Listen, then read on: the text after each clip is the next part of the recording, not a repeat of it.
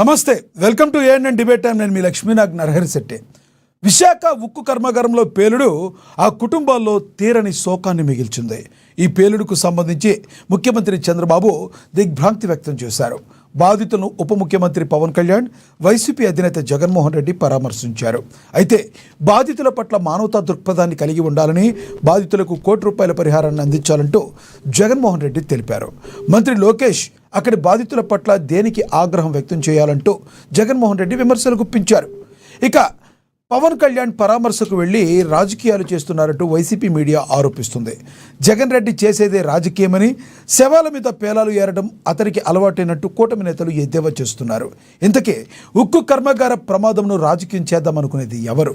ఇదిలా ఉంటే మరోవైపు లిక్కర్ స్కామ్కు సంబంధించి రాజకోష్ రెడ్డిని ఈడీ అదుపులోకి తీసుకుంది. విచారణ కూడా చేపడుతుంది. తర్వాత ఏం జరగబోతుంది? ఇవే అంశాల గురించి ఈరోజు చర్చ కొనసాగిద్దాం. చర్చలో పాల్గొనేందుకు మనతో అందుబాటులో ఉన్నారు వైసీపీ అధికార ప్రతినిధి ఎల్ఎం మోహన్ రెడ్డి గారు మనతో అందుబాటులో ఉన్నారు జూమ్ కాల్లో. ఇక టీడీపీ అధికార ప్రతినిధి అజయ్ గారు కూడా మనతో జాయిన్ అయ్యారు జూమ్ కాల్లో. ఇక అదేవిధంగా జనసేన నేత శుంకర కృష్ణవేణి గారు కూడా జాయిన్ అవుతారు. ఇక రాజకీయ విశ్లేషకులు కోటిపల్లి అయ్యప్ప గారు కూడా జాయిన్ అవుతారు. అదేవిధంగా వేల్పూరి శ్రీనివాస్ గారు రాజకీయ విశ్లేషకులు, ఆయన ఫోన్ ద్వారా అందుబాటులోకి వస్తారు.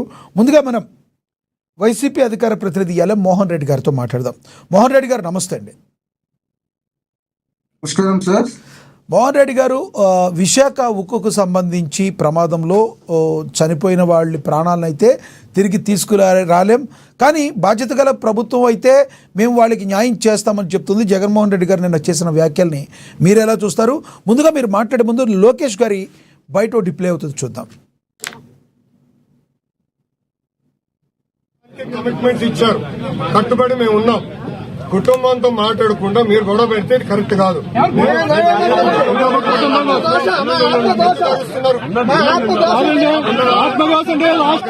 13 మంది చచ్చిపోయారండి.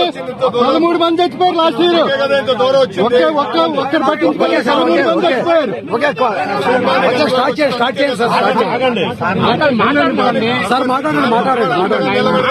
ప్రభుత్వం మొత్తం వచ్చింది. కేంద్రంలోనే ఎన్డీఏ వచ్చింది, రాష్ట్రంలో ఉన్న ఎన్డీఏ వచ్చింది. ఉప ముఖ్యమంత్రి గారు కూడా వస్తున్నారు. మంచిగా మీరు ప్రయత్నించారు, మేము కాదంటలేదండి. ప్రయత్నించారు, మేము కాదంటలేదు. తర్వాత చచ్చిపోయేలా గ్యారంటీ, మాట్లాడినవ్వండి. తర్వాత చచ్చిపోయిన ఎవరైనా గ్యారంటీ, మాట్లాడినవ్వండి. తర్వాత చచ్చిపోయే గ్యారంటీ కుటుంబాన్ని కలిసి వచ్చారు.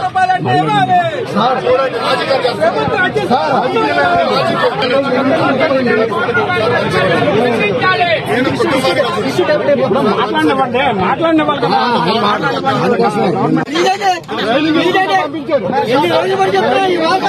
చెప్తున్నాం.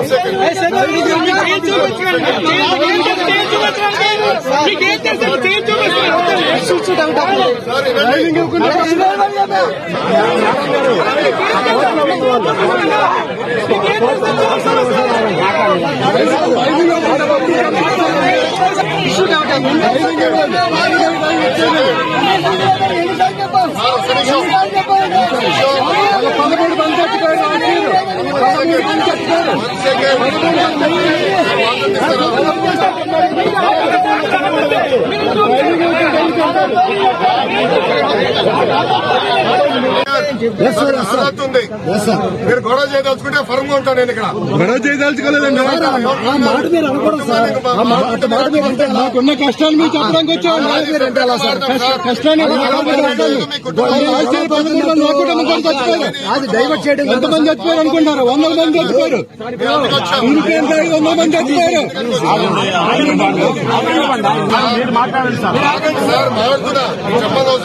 సరే మాట్లాడండి. కాపాడింది మేము, కాపాడు. అందుకే చచ్చిపోయారండి. అందుకే చచ్చారు ఇంతమంది. అందుకే చచ్చిపోయారు.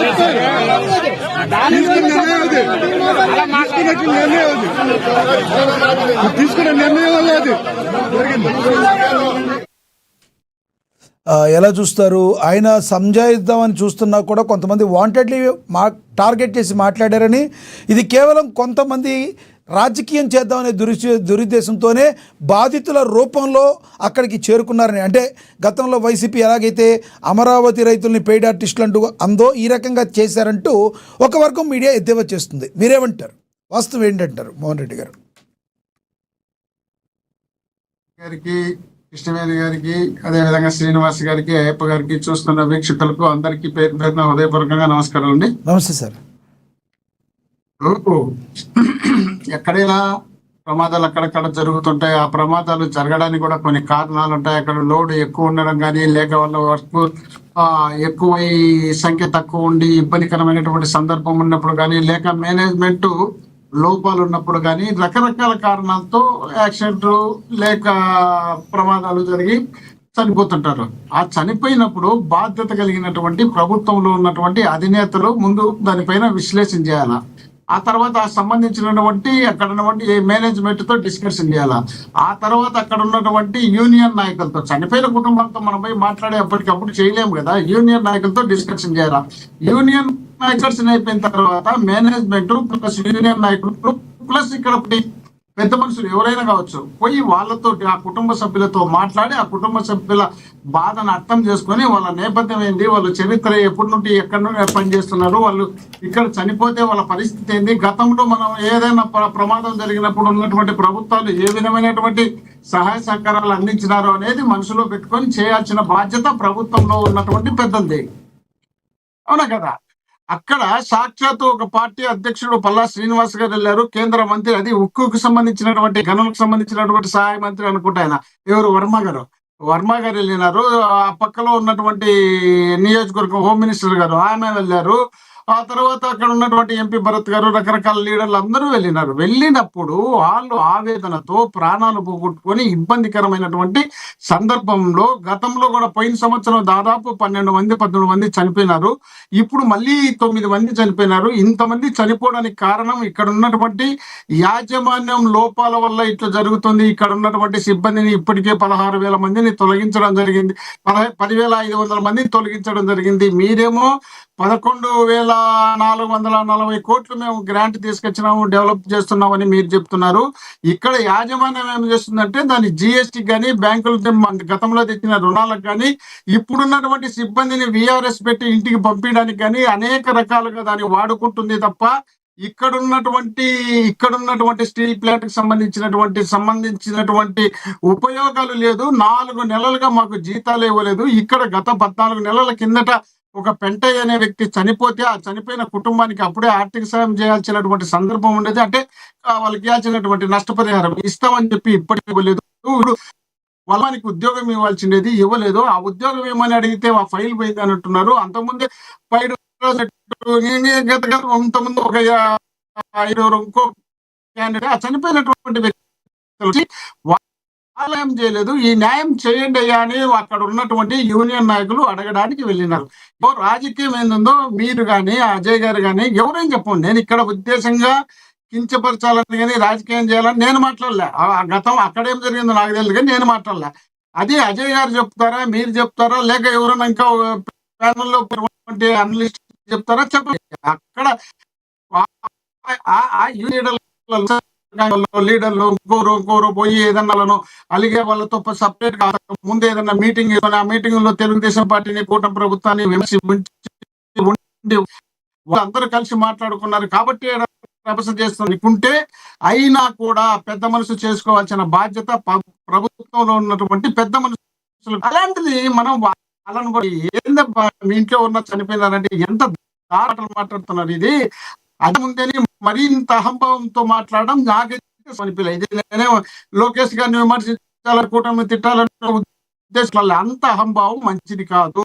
వాళ్ళు మీ దగ్గరికి వచ్చినప్పుడు పక్కలో కూర్చోబెట్టుకో, ఈ మినిస్టర్ పిచ్చి నువ్వు కాబోయే ఈ రాష్ట్రానికి లీడర్ నుంచి ఉంటున్నారు, మీరు మీ నాన్న గారు మీ పార్టీ అనుకుంటుంది కదా, పక్కలో కూర్చోబెట్టుకో ఏందన్న విషయం, ఎప్పుడు ఏది మనకు జరిగిన లోపాలేంటి, ఆ లోపాల మధ్య బాధ్యత ఏంటి, మనం దానిపైన ఏదైనా చేయాల్సి ఉంటే చేద్దామన్న కూర్చొని యూనియన్ నాయకులతో చనిపోయినటువంటి కుటుంబాలతో అక్కడికక్కడ అప్పటికప్పుడు ఏం పరిశీలిస్తారు. వాళ్ళని శవాలు పడిపోయినటువంటి శవాలను చూసుకోకుండా, వాళ్ళ కుటుంబ సభ్యులను కూడా చూడకుండా పోలీసులతో లాఠీ చార్జ్ చేయించి ఆ శవాలను తీసుకొచ్చి హాస్పిటల్ పెట్టి వాటిని పిఎం చేసి ఆ తర్వాత మరుసటి రోజు ఒక శవం చనిపోతే అక్కడికి జగన్మోహన్ రెడ్డి గారు అయిపోతున్నారంటే ఉదయం 8 గంటలకు చనిపోతే 10 గంటలకే పిఎం అన్ని చేసి ఎత్తేసి పంపించినారు. ఎంత దారుణంగా మీరు ప్రవర్తిస్తూ మళ్ళీ మమ్మల్ని ఏదో వైఎస్ఆర్ కాంగ్రెస్ పార్టీ డ్యామేజ్ చేసిందంట, వైఎస్ఆర్ కాంగ్రెస్ పార్టీ ఇబ్బంది పెడుతుందట, వైఎస్ఆర్ కాంగ్రెస్ పార్టీ రాజకీయం చేస్తుందట.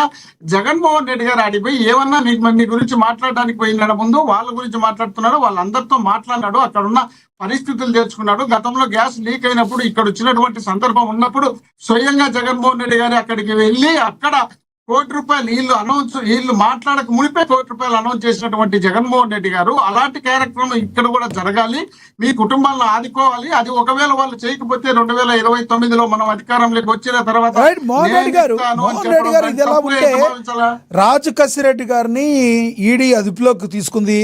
ఆయన ఆల్రెడీ బెయిల్ మీద ఉన్నారు, మనకు తెలుసు. ఇక జగన్మోహన్ రెడ్డి అనుచరులుగా భావించే కొంతమంది మాజీ మంత్రి కారుమూరి నాగేశ్వరరావు గారు కావచ్చు, మాజీ మంత్రి, త్వరలోనే మరిన్ని అరెస్టులు జరిగే అవకాశం ఉందన్నట్టు తెలుస్తుంది. ఎలా చూస్తారు ఈ అరెస్ట్ని? ఇప్పుడు ఇది వరకు అది వేరే సబ్జెక్టు. ఈ సబ్జెక్ట్ లో మాట్లాడేటప్పుడు ఇప్పుడు ఏమవుతుందంటే, రాష్ట్రంలో తెలుగుదేశం పార్టీ కూటమి అధికారంలో వచ్చిన తర్వాత వీళ్ళు చెప్పినటువంటి హామీలతో పాటు ప్రజలకు సౌకర్యమైనటువంటి పరిపాలన అందించకపోవడంతో పాటు వీళ్ళు ఇచ్చినటువంటి సూపర్ 6 సూపర్ ఫెయిల్ కావడంతో పాటు వీళ్ళు వాటి సూపర్ హిట్ అయినాయని ప్రచారం చేసుకోవాలని 2 చోట్ల 2 మీటింగ్లు పెడితే, మా ఇంటి పక్కలో కూడా అనంతపూర్లో ఒక మీటింగ్ పెట్టారు. ఆ మీటింగ్ కూడా సూపర్ ఫ్లాప్ కావడంతో పాటు మేము ఎక్కడికెక్కడ ఎప్పటికప్పుడు వీళ్ళను ఎక్కడ మెడలు వంచి మేము పోరాటాలు చేస్తున్నాము. కాబట్టి వీళ్ళు నిన్న ఇచ్చినటువంటి డిఎస్సిలో 10,000 పోస్టులు వీళ్ళు ఇచ్చినారు. గతంలో మేము 6,000 పోస్టులు మేము నోటిఫికేషన్ ఇచ్చాం. అవి ఇవి కలిపి 16,000 పోస్టులు నోటిఫికేషన్ ఇచ్చి వాటిని ఫిలప్ చేస్తే, వాటి ఫిలప్ చేయడంలో కూడా లీకేజ్ చేసుకుని దాదాపు 400 పోస్టులు, ఒక్కొక్క పోస్టుకు 30 లక్షలు ఎంతో తీసుకున్నారనే ఆరోపణలు చేస్తున్నారు బయట.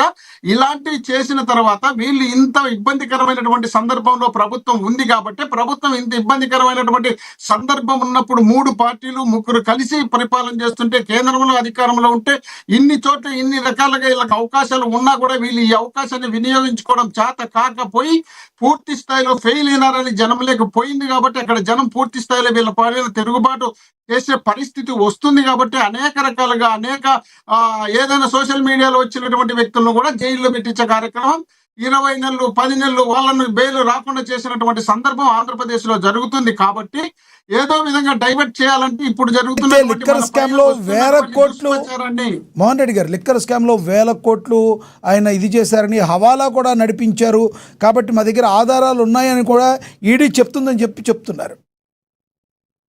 లక్ష్మణ గారు, ఎందుకంటే నేనే ఇప్పుడు కూడా రాజకీయం గురించి డిస్కషన్ కాదు, కానీ ఇప్పుడు వేల కోట్లు లక్షల కోట్లు మేము చంద్రబాబు నాయుడు గారు దానికి ఆపద్ధర్మ ముఖ్యమంత్రిగా ఉన్నప్పుడు 13 డిస్టిలరీలకు పర్మిషన్ ఇచ్చినాడు. ఆ పర్మిషన్ ఇచ్చినటువంటి డిస్టిలరీలే నడిచిన తర్వాత మేము ప్రభుత్వం అదెవరో లీడర్లు తీసుకొని, బాగా గమనించండి, లీడర్లు తీసుకొని ప్రభుత్వం నుండి కొని ప్రభుత్వ ఎంప్లాయీస్ పెట్టి కొనిచ్చి ఉదయం 10 గంటలకు తెరిస్తే సాయంత్రం 8 గంటలకు మళ్ళీ క్లోజ్ చేసే కార్యక్రమం పెట్టి ఒక పద్ధతి ప్రకారం చేసి అది సాయంత్రం ఆ డబ్బులను తీసుకుపోయి మళ్ళీ గవర్నమెంట్ కి జమ చేస్తే దాదాపు మేము వాళ్ళకు మాకు 14 నుండి 19 వరకు వాళ్ళు చేసినటువంటి మద్యం పైన, మేము చేసిన 19 నుండి 24 మద్యం పైన 25,000 కోట్లు వాళ్ళకు మాకు తేడా ఉంది. 25,000 కోట్లు మేము బెనిఫిట్ చేసి ప్రభుత్వానికి మేము కడితే 75 వాళ్ళు లక్ష కోట్లు మేము చేస్తే వాళ్లకు మాకు ఇంత తేడా ఉండి,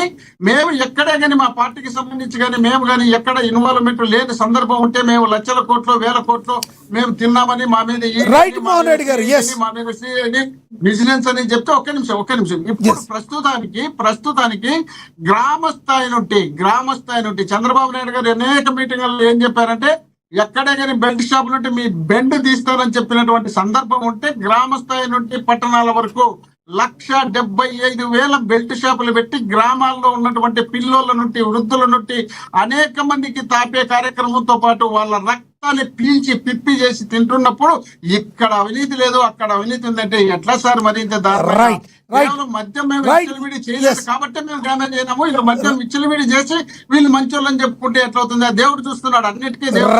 రైట్ మోహన్ రెడ్డి గారు, మీ అభిప్రాయం అర్థమైంది. మళ్ళీ మాట్లాడుతాం. మనతోటి అజయ్ గారు ఉన్నారు, టీడీపీ అధికార ప్రతినిధి, అయితే మాట్లాడుతాం. అజయ్ గారు నమస్తే అండి.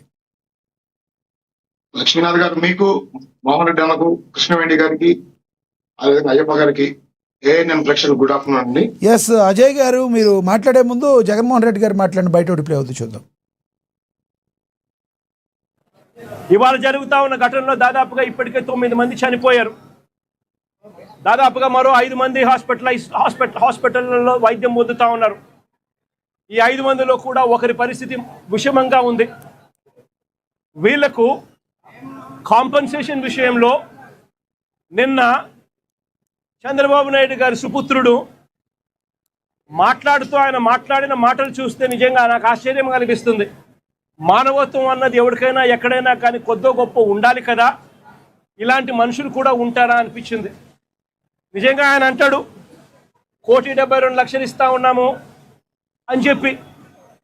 నాకు ఆశ్చర్యంగా నేను అడుగుతా ఉన్నా, అయ్యా లోకేష్ గారు, ఈ 1,72,00,000లో మీరు ఏదైతే మాట్లాడుతూ ఉన్నారో ఆ ఎంప్లాయీస్కు రైట్ఫుల్గా వాళ్ళకి రావాల్సిందే కదయ్యా నువ్వు ఇస్తా ఉన్నావు, ఎక్స్ట్రా నువ్వేమి ఇస్తా ఉన్నావు అని చెప్పి నేను అడుగుతా ఉన్నా. ఈ ఎంప్లాయీస్కి రావాల్సిన గ్రూప్ ఇన్సూరెన్స్ అయితేనేమి, ప్రావిడెంట్ ఫండ్ అయితేనేమి, గ్రాట్యుటీ అయితేనేమి, రిస్క్ ఇన్సూరెన్స్ అయితేనేమి, వీటి నేపథ్యంలో 1.45 crores వాళ్ళకి.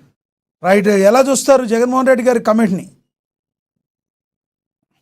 లక్ష్మీనాథ్ గారు, విశాఖ స్టీల్ ప్లాంట్ లో నేను జరిగిన సంఘటన దురదృష్టకరం.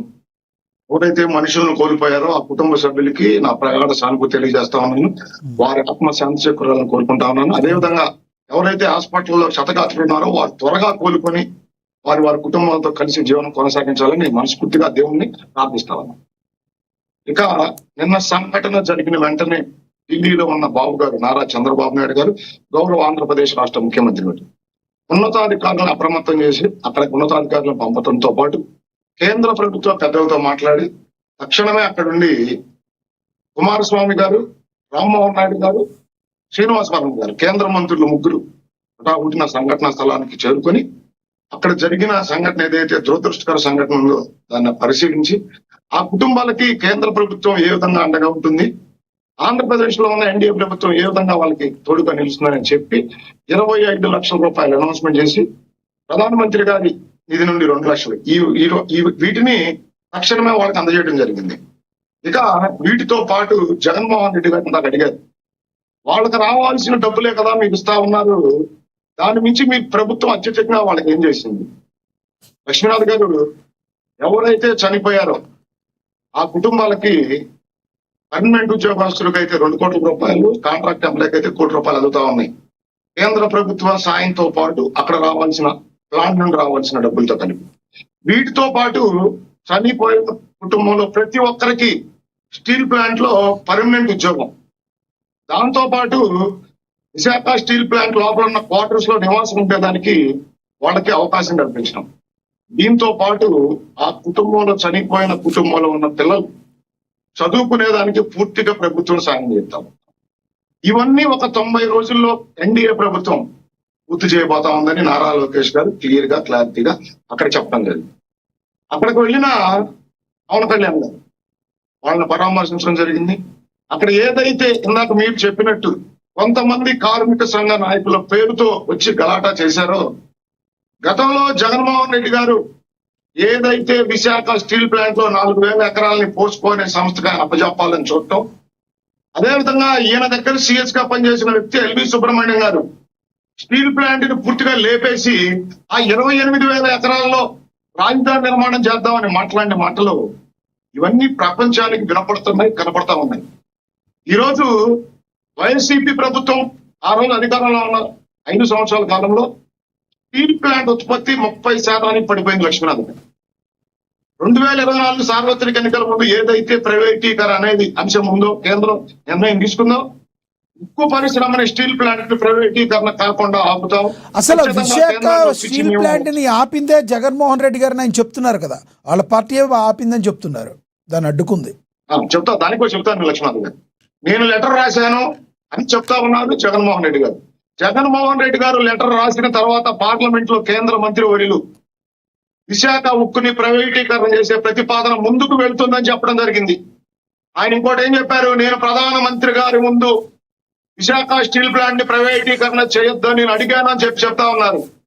ఈయన మాట్లాడిన తర్వాత మాట్లాడిన ప్రధానమంత్రి గారు కనీసం ఈయన అడిగిన అంశాన్ని అక్కడ ప్రస్తావించలేదు.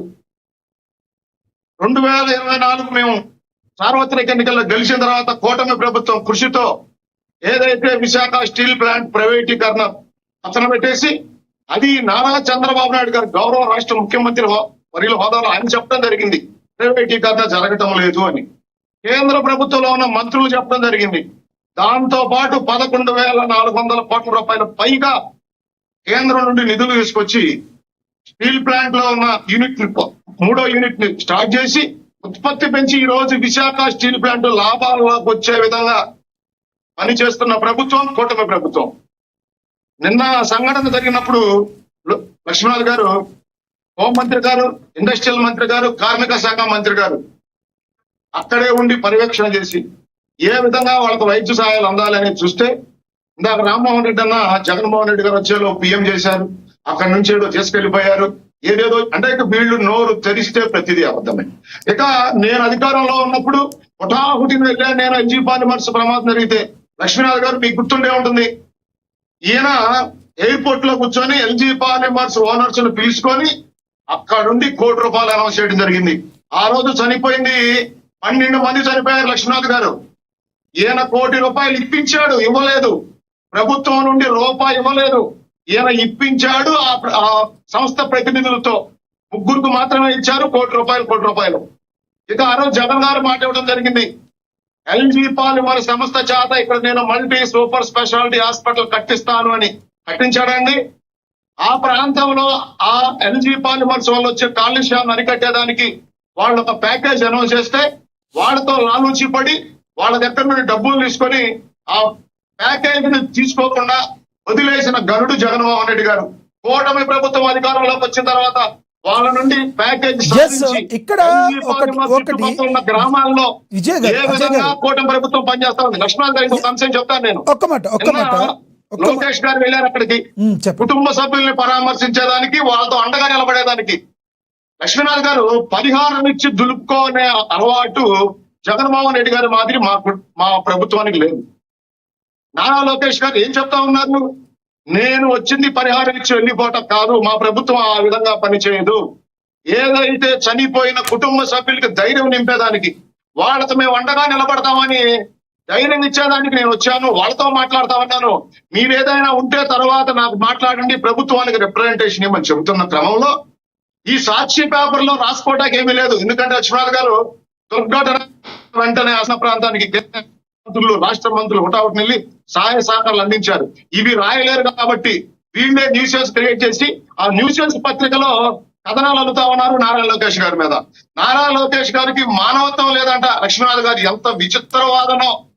ఈయన ఒక్కడికే మానవత్వం ఉంది, ఈయన మానవత్వం ఏందో రాష్ట్ర ప్రజలందరూ చూశారు. పునర్నవి కానీ ఒక పాపకు ఆరోగ్యం బాగోకపోతే ₹6 కోట్ల సాయం చేసింది నారా లోకేష్ గారు. వీళ్ళ వైసీపీ నాయకుడు నా తండ్రికి బాగోలేదు అని ఎక్స్ లో పోస్ట్ పెట్టాడు. జగన్మోహన్ రెడ్డి గారిని, నారా లోకేష్ గారిని, ప్రభుత్వాన్ని ట్యాగ్ చేస్తా. ఆ రోజు నారా లోకేష్ గారు వాళ్ళ కుటుంబానికి ఏ విధంగా సాయం చేశాడు అనేది ఆ వ్యక్తి మళ్ళీ ఎక్స్ లో పోస్ట్ చేయడం జరిగింది. మా పార్టీ కాకపోయినా నారా లోకేష్ గారు మానవత్వంతో ఏ విధంగా సాయం చేశాడని. ఎక్స్ లో ఒక్క పోస్ట్ పెడితేనే ఆ కుటుంబాలకు అండగా నిలబడుతున్న నారా లోకేష్ గారు, దేశ విదేశాల్లో బాధపడుతున్న కార్మికులకు అండగా నిలబడుతున్న నారా లోకేష్ గారు, ఎన్డీఏ ప్రభుత్వం ఏ విధంగా ఈ రోజు విశాఖ స్టీల్ ప్లాంట్ ని లాభాల్లోకి తీసుకొచ్చాం. రైట్ ఇంకొకటి చెప్పండి అజయ్ గారు, అజయ్ గారు ప్రమాదాలు అనేవి ఎప్పుడు జరుగుతూ ఉంటాయి, అనుకోకుండా ప్రమాదాలు. ఒక్క మాట చెప్పండి లక్ష్మణ్ ఒక్క మాట. ఎల్జీ పాలిమర్స్ బాధితుల కుటుంబాల దగ్గరికి వెళ్దాం. ఏనేం సాయం చేశాడో, ఏనేం ఆ రోజు పగలు తీశాడో. ఈ రోజు మీడియా ముందుకు వచ్చి నోటికి వచ్చిందల్లా మాట్లాడటం కాదు లక్ష్మీనాథ్ గారు. ఈ రోజు కూటమి ప్రభుత్వం ఏ విధంగా అండగా ఉంది, ఏ విధంగా విశాఖ స్టీల్ ప్లాంట్ ని కాపాడింది, గతంలో గానీ ఇప్పుడు గానీ నారా చంద్రబాబు నాయుడు గారి విజయంతో ఈ రోజు ఏ విధంగా విశాఖ స్టీల్ ప్లాంట్ లాభాల్లోకి వచ్చింది. ఈయన ఉద్యోగస్తుల్ని పీకేశామని చెప్తా ఉన్నాడు, అది పచ్చి అబద్ధం. అక్కడి నుంచి తీసుకొచ్చిన నిధుల్ని దారి మళ్లించామని చెప్తా ఉన్నాడు, అది పచ్చి అబద్ధం. అక్కడున్న ఆ ప్లాంట్ మీద ఉన్న అప్పులు తీర్చేదానికి, అదే విధంగా విశాఖ స్టీల్ ప్లాంట్ దాన్ని అప్గ్రేడ్ చేయడానికి ఆ నిధులు వినియోగించారు. ఈ 11,400 కోట్లు కాదు లక్ష్మీనాథ్ గారు. ఒక నిమిషం లక్ష్మీనాథ్, నేను కంక్లూడ్ చేస్తాను. రాబోయే రోజుల్లో ఇంకొక 8,000 కోట్ల రూపాయలకు ప్రతిపాదన రెడీ చేసి కేంద్ర ప్రభుత్వాన్ని సహాయం తీసుకొని విశాఖ ఉక్కు ప్లాంట్ ని కాపాడేదానికి కూటమి ప్రభుత్వం, నారా చంద్రబాబు నాయుడు గారు, అదే విధంగా పవన్ కళ్యాణ్ గారు నిన్న పవన్ కళ్యాణ్ గారు రాజకీయం చేసిన అవసరం ఏముంది, లక్ష్మీనాథ్ గారు నాకు అర్థం కాలేదు. అక్కడికి వెళ్ళారు, బాధితులను పరామర్శించారు. అక్కడున్న కార్మిక సంఘ నాయకులు కొంతమంది, అందరూ కాదు లక్ష్మీనాథ్ గారు, కొంతమంది వాళ్ళ స్వార్థ ప్రయోజనాల కోసం ఏ విధంగా గతంలో జగన్మోహన్ రెడ్డి ముఖ్యమంత్రిగా ఉన్నప్పుడు ఈయన కనీసం విశాఖ స్టీల్ ప్లాంట్ సందర్శించకుండా ఆ సంఘ నాయకుల్ని పిలిపించుకొని మాట్లాడినప్పుడు ఎవరు ఆ రోజు మాట్లాడలేదు. పళ్ళున్న చెట్టుగా రాళ్లు పడతాయన్నట్టు ఈ రోజు మేము పనిచేస్తా ఉంటే మా మీద నిందలు వేసే ప్రయత్నం. అదే విధంగా మానవత్వం గురించి మాట్లాడుతూ ఉన్నాడు జగన్మోహన్ రెడ్డి గారికి. ఒక విషయం చెప్పి కంక్లూడ్ చేస్తా లక్ష్మీనాథ్ గారు, అన్నమయ్య డ్యామ్ కూలిపోతే వేళ తప్పిదం వల్ల ఆ రోజు 40 మంది బాధితులు చనిపోతే ఈయన ఎంత ఎక్స్ప్రెషన్ ప్రకటించాడండి? 5 లక్షలు. ఆ రోజు నారా భువనేశ్వర్ గారు వాళ్ళ కుటుంబ సభ్యులను పరామర్శించి మేము ప్రతిపక్షంలో ఉన్నా సరే ₹1,00,000 డబ్బులను ఇవ్వడం జరిగింది. అదే విధంగా ఇళ్లు కొట్టుకుపోయిన వాళ్ళకి ఎన్టీఆర్ ట్రస్ట్ తరఫు ఇల్లు కట్టడం జరిగింది. అదే విధంగా లక్ష్మీనాథ్ గారు బోటు కూలిపోయి 44 మంది చనిపోతే ఈయన కనీసం వాళ్ళని పరామర్శించాడండి వెళ్ళి.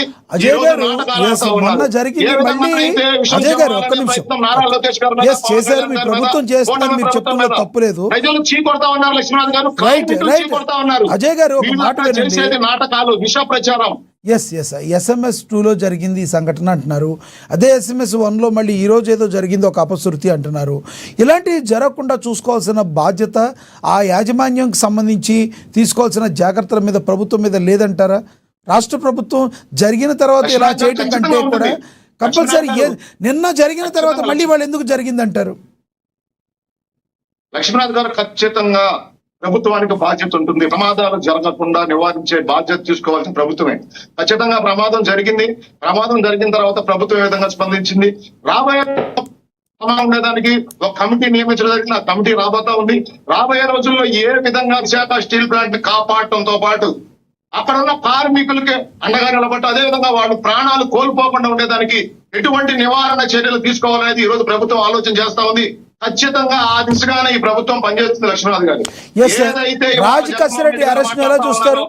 రాజ్ కసిరెడ్డి అరెస్ట్ ఎలా చూస్తారు? ఇప్పుడు ఆయన మీద అనేక ఆరోపణలు ఉన్నాయి, వాస్తవాలు ఉన్నాయి అంటారా? లక్ష్మీనాథ్ గారు నేను గతంలో చెప్పాను, ఖచ్చితంగా ఎవరైతే ప్రజల జీవితాలతో ఆటలాడుకొని ప్రజల రక్త మాంసాలు పిండి కల్తీ మద్యంతో రాష్ట్రంలో ఉన్న నచ్చిన మద్యం ప్రియులకి నచ్చిన బ్రాండ్లన్నీ లేపేసి వీళ్ళకి నచ్చిన బ్రాండ్లు తీసుకొచ్చి డిస్టిలరీని వీళ్ళు లాగేసుకొని వీళ్ళు ఆ డిస్టిలరీని వీళ్ళకి అబంధ హస్తాల్లో పెట్టుకొని ఏ విధంగా కల్తీ మద్యం ఏపులే పారించి ఆ రోజు డిజిటల్ ట్రాన్సాక్షన్ లేకుండా వేల కోట్ల రూపాయలు దోపిడీ చేశారో ఖచ్చితంగా వాళ్ళ మీద ఈడీ అరెస్ట్ చేయడం సరైన చర్యనే. ఖచ్చితంగా రాబోయే రోజుల్లో వీళ్ళ నాయకుడు కూడా జైలుకు పోతా ఉన్నాడు. లక్ష్మీనాథ్ గారు నాకు ఇంకో మాట చెప్పారు, మోహన్ రెడ్డి గారు సూపర్ 6 ఫెయిల్ అయింది, అనంతపూర్ లో పెట్టిన సూపర్ 6 సభ ఫెయిల్ అయిందని. లక్ష్మీనాథ్ గారు మీరు మీడియాలో ఉన్నారు, సీనియర్ జర్నలిస్ట్. అనంతపురంలో సూపర్ 6 సక్సెస్ సభ ఏ విధంగా ఘన విజయం సాధించింది? లక్షల సంఖ్యలో ప్రజలు ఏ విధంగా వచ్చారు? ఈ రోజు రాష్ట్రంలో సభలు సక్సెస్ అవటం కాదు సార్, ఇచ్చిన హామీలన్నీ కూడా నెరవేరితే అది కదా సక్సెస్ అంటే. ఇంకా మీరు ఇచ్చిన హామీలు నెరవేరాల్సినవి ఉన్నాయి కదా, మనం చెప్పుకుంటే కాదుగా, ప్రజల్లో నుంచి రావాలి ఆ సక్సెస్ అనే మాట. వాస్తవం కాదంటారా? మీరు ఇచ్చిన హామీల్లో ఇంకా కొన్ని అలాగే ఉన్నాయి కదా, అవి ఎప్పుడు నెరవేరుస్తారు? లక్ష్మీనాథ్ గారు ఖచ్చితంగా మీరు చెప్పినట్టు ఏదైతే మేము సూపర్ 6 హామీ ఇచ్చామో వాటిలో ఇంకా 1-2 అమలు చేయాల్సిన పథకాలు ఉన్నాయి. ఖచ్చితంగా రాబోయే రోజుల్లో ఆ పథకాలను కూడా తీసుకువెళ్తాం, ప్రజలకు అందజేస్తాం. మేము ఇవాళ ఏ విధంగా పరిపాలన చేస్తా ఉన్నాం, రాష్ట్రానికి పెట్టుబడులు ఏ విధంగా వస్తా ఉన్నాయి, అవి చూసి ఓరవలేని వీళ్ళకు భయపడాల్సిన అవసరం ఏముంది? వీళ్ళు పోరాటం చేస్తా ఉన్నారా? ఎక్కడ లక్ష్మీనాథ్ గారు వీళ్ళు పోరాటం చేయాల్సిన అవసరం ఏముంది? రాష్ట్రంలో పెట్టుబడులు వస్తా ఉన్నాయి, సంక్షేమ కార్యక్రమాలు అందుతా ఉన్నాయి, 1వ తారీఖున ఉద్యోగస్తులు జీతాలు అందుతా ఉన్నాయి. ఈ రోజులో గుంతలు ఉన్న రోజులు ఎక్కడ కనపడటం లేదు. వీళ్ళు దేనికి పోరాటం చేస్తా ఉన్నారు? వీళ్ళు మునిగి కాపాడుకునేదానికి విష ప్రచారాలు చేస్తూ వీళ్ళు ఆడుతున్న వికృత చేష్టలు తప్ప ఈ రాష్ట్రంలో మరేదైనా ఉందా? ఈ రాష్ట్రానికి పెట్టుబడి వస్తే రానివ్వరు, దాని మీద కేసులు వేస్తారు. లక్ష్మీనాథ్ గారు డిఎస్పీ మీద 150 కేసులు వేశారు. టైం చూసుకుంటారా? టైం మేము చూసుకుంటే ఇస్తాం. మీకు 15 నిమిషాలు, ఆయనకి 15 నిమిషాలు, దానిలో 2 నిమిషాలు ఆయనకి బయట, 2 నిమిషాలు మీకు బయట. మీరు భలే గుర్తు చేస్తారు. టాపిక్ లో ఆయన మాట్లాడుతున్నారు, ఆయన మాట్లాడేది జనాల్లోకి వెళ్ళకూడదని కోరుకుంటున్నారా మోహన్ రెడ్డి గారు? టైం మాకు తెలియదా? మీకు 17 నిమిషాలు పైన ఇచ్చా, నేను మీకు 17 నిమిషాలు టైం పైన ఇచ్చా. మేము ఇవ్వాల్సిన టైం కూడా మీరే చెప్తే ఎట్లా? మోహన్ రెడ్డి గారు మేము అందరికీ సమానంగానే ఇస్తాం. మీకు 17 నిమిషాలు పైన టైం ఇచ్చాను, దానిలో 2 నిమిషాలు బయట ప్లే అయింది. ఎవరికి ఏం చేయాలో మాకు తెలుసు మోహన్ రెడ్డి గారు. మీరు దయచేసి ఆయన మాట్లాడే మాటలు జనాల్లోకి వెళ్ళకూడదని కోరుకుంటున్నారా? టైం వేస్ట్ మీరే చేస్తున్నారు. నేను silent గా కూర్చున్నా. మోహన్ రెడ్డి గారు ఎస్ నేను మాట్లాడే అడ్డుపడ్డా. మోహన్ రెడ్డి గారు మాట్లాడినప్పుడు అజయ్ గారు మాట్లాడలేదు ఈ విషయంలో. 20 నిమిషాలు ఊరకనే కూర్చోండా కదా. ఏమీ లేదు, మీరు అట్లా ఏం లేదు, మీకు 2 నిమిషాలు 3 నిమిషాలు బయట అక్కడ ప్లే అయింది, తర్వాత ప్లే అయింది, ఇప్పుడు టైం అదే సమయం అయింది. మీరు ఇప్పుడు మాట్లాడాక 1 మినిట్ వేస్ట్ అయింది. మోహన్ రెడ్డి గారు ఎవరికి ఎంతసేపు ఇవ్వాలో తెలుసు, అందరూ మాకు సమానమే. లక్ష్మీనాథ్ గారు రైట్. లక్ష్మీనాథ్ గారు డిఎస్సీ మీద అనేక ఆరోపణలు చేశాడు. ఈ రాష్ట్రంలో 16,000 ఉద్యోగాలు ఇచ్చారు. చేస్తున్నారు లేదో. మోహన్ రెడ్డి గారు మీ బాధ ఏంటో అర్థం కావట్లా. మీ బాధ ఏంటి మోహన్ రెడ్డి గారు? ఒకవేళ 1 నిమిషం ఆయనకి ఎక్కువైతే తర్వాత ఇంకో 1 మినిట్ మీరు తీసుకోండి. కట్ చేసినా దానిలో మీ బాధ ఏముంది? దానిలో ఇంకొకటి, ఇప్పటికి 33 నిమిషాలు అయింది అనుకుంటా, బహుశా 33 నిమిషాల్లో 34 నిమిషాల్లో మీరుతో నేను 1 మినిట్ పైన మాట్లాడా. మీకు నేను ఆపే టైంకి 18 నిమిషాలు అయింది. అందరికీ సమానంగానే ఇస్తాం. మీరు ఆల్రెడీ స్టార్ట్ చేసిన 5 నిమిషాలు లేటు 20 ఇచ్చినాం. అదే సార్, అదే చెప్తున్నా నేను. మీరు కావాలి అంటే మీరు తర్వాత మాట్లాడండి. ఎదటి వాళ్ళు మాట్లాడేదాన్ని ప్రజల్లోకి వెళ్ళకూడదని మీరు కోరుకుంటున్నారా? మీకు కావాలంటే తీసుకోండి టైము. 5 మినిట్స్ ఎక్స్టెన్షన్ చేద్దాం. 5 మినిట్స్ ఎక్స్టెన్షన్ చేద్దాం, తప్పేం లేదు. మాట్లాడే టైంలో మీరు మధ్యలో డిస్టర్బ్ చేయకూడదు కదా. ఆయన మాట్లాడుతున్నప్పుడు ఆయన అడ్డుకున్నారా? మీరు మాట్లాడుతున్నప్పుడు ఆయన అడ్డుకున్నారా చెప్పండి.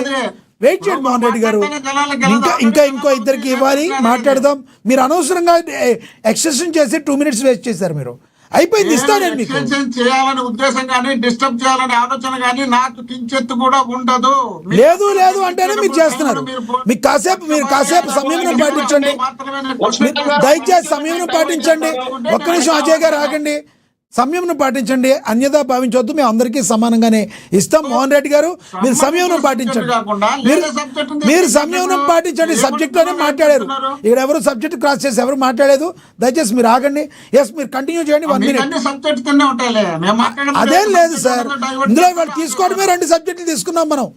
రాజకేశ్వర రెడ్డి గారి విషయం గురించి ఎక్కువగా మాట్లాడకూడదని మీరేమైనా ఫీల్ అవుతున్నారా? ఎవరు మాట్లాడతాను? రాజకేశ్వర మాట్లాడినివ్వండి మోహన్ రెడ్డి గారు. ఇప్పుడు ఆయన ఏమన్నా నమ్రతా శిరోడ్కర్ గురించి మాట్లాడుతున్నారా, లేదంటే షకీరా గురించి మాట్లాడుతున్నారా? టాపిక్ మీద మాట్లాడుతున్నారు కదా. నమ్రతా శిరోడ్కర్ గురించి మాట్లాడుతున్నారా, షకీరా గురించి మాట్లాడుతున్నారా? మాట్లాడతలేదు కదా. రైట్.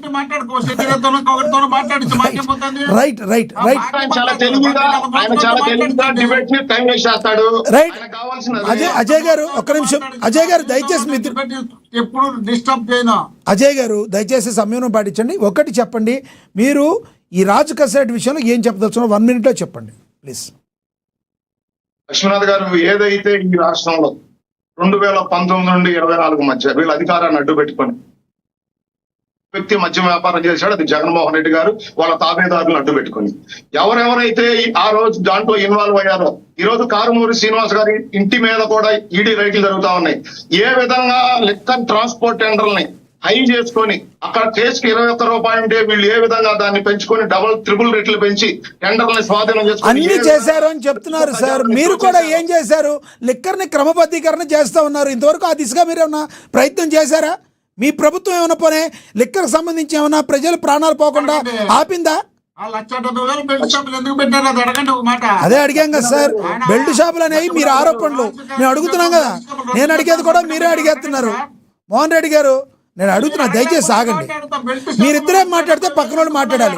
మీరు మాట్లాడతారు, కౌంటర్ ఇస్తారు, ఆయన మళ్ళీ దానికి సమాధానం చెప్తారు. అదే చెప్తున్నా, వెయిట్ చేయండి సార్. రైట్, చెప్పండి. మోహన్ రెడ్డి గారు ఆగండి. ఎస్, 1 మినిట్ లో మీరు కంక్లూడ్ చేస్తే మళ్ళీ మీకు అందుబాటులో వస్తా. కృష్ణవేణి గారి దగ్గరికి వెళ్దాం. మీరు ఇలా లెందీగా మీ ఇద్దరు కూడా ఇలా ప్రొలాంగ్ చేసుకుంటూ వెళ్తే డిబేట్ ఇంకో అరగంట ముందుకు తీసుకెళ్లాల్సి ఉంటుంది. లక్ష్మీనాథ్ గారు చెప్పండి. నేను ఈ టైం కి కంక్లూడ్ చేసేవాడిని. డిస్కషన్స్ నేను కంటిన్యూ చేయట్లేదు, నేను కంక్లూడ్ చేస్తా. ఏదైతే వైసీపీ ప్రభుత్వం హయాంలో మోహన్ రెడ్డి గారు ఆగండి సార్. మోహన్ రెడ్డి గారు ఆగండి ప్లీజ్. మోహన్ రెడ్డి గారు ఆగండి ప్లీజ్. మీ వల్ల 5 నిమిషాలు ఇప్పుడు లేట్ అయింది. ఆగండి ప్లీజ్ ఆగండి ప్లీజ్, దయచేసి ఆగండి ప్లీజ్. ఎస్, చెప్పండి అజయ్ గారు. ఏదైతే మీరు ఇప్పుడు అన్నారు, మీ ప్రభుత్వం వచ్చిన తర్వాత లెక్కర్ని క్రమబద్ధీకరించారా అని. లక్ష్మీనాథ్ గారు, నేను చెప్పొద్దు, ప్రజల్లోకి వెళ్దాం. ఆ 2019-24 మధ్య ఏ విధంగా కల్తీ మద్యంతో ఈ రాష్ట్రంలో ఉన్న ప్రజలు ఇబ్బందులు పడ్డారు, ఈ రోజు మద్యం వ్యాపారం జరుగుతా ఉంది ఏ విధంగా ట్రాన్స్పరెంట్ గా జరుగుతా ఉంది, ఆ రోజుల్లో మీరు దోచిన దోపిడీలు ఏ విధంగా ఉన్నాయి. మీకు నమస్కారం పెడుతున్నారు ఇక ఆగండి, మీరు మీకు మళ్ళీ ఇస్తాను ఆగండి. మీరు చెప్పేది అబద్ధాలు అంటే మీకు దండం పెడుతున్నారు ఆయన, మీరంటే ఇస్తాను మీకు మళ్ళీ ఇస్తాను ఆగండి. ఎక్కువసేపు మీకు ఇచ్చినట్టుగా ఫీల్ అవుతున్నారు ఆయన, దయచేసి ఆగండి. ఇస్తాను ఒక్క విషయం 30 సెకండ్స్ క్లోజ్ చేస్తాను. చెప్పండి. డిఎస్సి మీద ఆయన అనేక ఆరోపణలు చేశారు. 16,400 మంది ఈ రోజు డిఎస్సి ద్వారా ఉద్యోగం పొందితే వాళ్ళందరినీ వీళ్ళు అవమానిస్తా ఉన్నారు, డబ్బులు పెట్టి ఉద్యోగాలు కొనుక్కున్నారని. ఇది కరెక్ట్ కాదు కదా. రైట్ మళ్ళీ మాట్లాడదాం, ఆ టాపిక్ మళ్ళీ మాట్లాడదాం. అదే చెప్పుకుంటారు బహుశా ఇందాక, మళ్ళీ మాట్లాడదాం. జరిగిందో లక్షల సంఖ్యలో ఆ రోజు అజయ్ గారు మళ్ళీ మాట్లాడదాం ఆ విషయం గురించి. శంకర కృష్ణవేణి గారితో మాట్లాడదాం. ఇస్తా మళ్ళీ మాట్లాడుతారు కానీ మీరు కంక్లూడ్ చేద్దరు కానీ.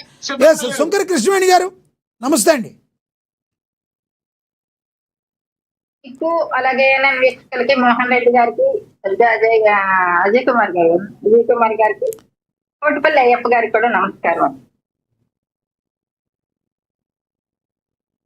మాట్లాడండి కృష్ణవేణి గారు. లక్ష్మీనాథ్ గారు కంటిన్యూ చెప్పండి. కంటిన్యూ చేయండి.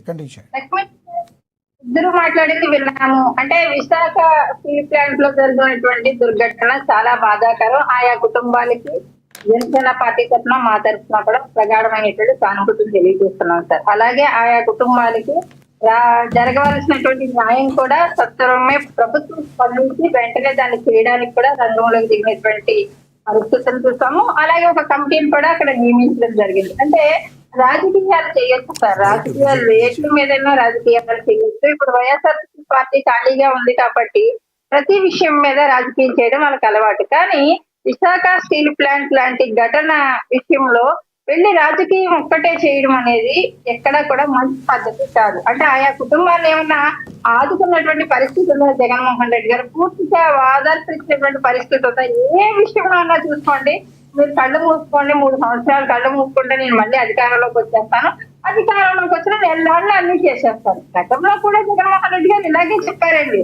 గతంలో కూడా మీరు చూసుకుంటే ఆయన బయట కానీ ఆయన స్టేట్మెంట్లు కానీ చూసుకుంటే మనకు అర్థమవుతుంది. అంటే ఏ కర్మాగారంలో ఎలాంటి ఫ్యాక్టరీలో ఎటువంటి ఘటన జరిగినా, ఎలా కార్మికులు చనిపోయినా సరే గానీ ఆయా కుటుంబాలకి ₹1,00,00,000 ఇస్తారని గతంలో చెప్పి అధికారంలోకి వచ్చారు జగన్మోహన్ రెడ్డి గారు. తర్వాత అనేక సందర్భాలు, అనేక ఘటనలలో మృతులు చనిపోయినప్పుడు 5 లక్షల నుంచి బేరసారాలు ఆడుతూ నిజంగా కుటుంబాలకి పూర్తిగా ఆ డబ్బులు అందకుండా మధ్యలోనే వాళ్ళ నాయకులు కూడా శవాల మీద పేలాలు ఏర్పడినటువంటి పరిస్థితులు చూస్తాం. అలాంటప్పుడు జనసేన తరఫున గట్టిగా పోరాటం చేసి ఆయా కుటుంబాలకు రావాల్సినటువంటి నష్టపరిహారం వచ్చే వరకు కూడా అర్ధరాత్రి 12 అయ్యే వరకు కూడా అనేక ఫ్యాక్టరీలు పోరాటాలు చేసినటువంటి ఘటనలు అనేక ఉన్నాయి. అవన్నీ కూడా క్లియర్ గా అవన్నీ రిపోర్ట్ పెడతాను, లేకపోతే FDKలు చూస్తుంది కనిపిస్తాయి.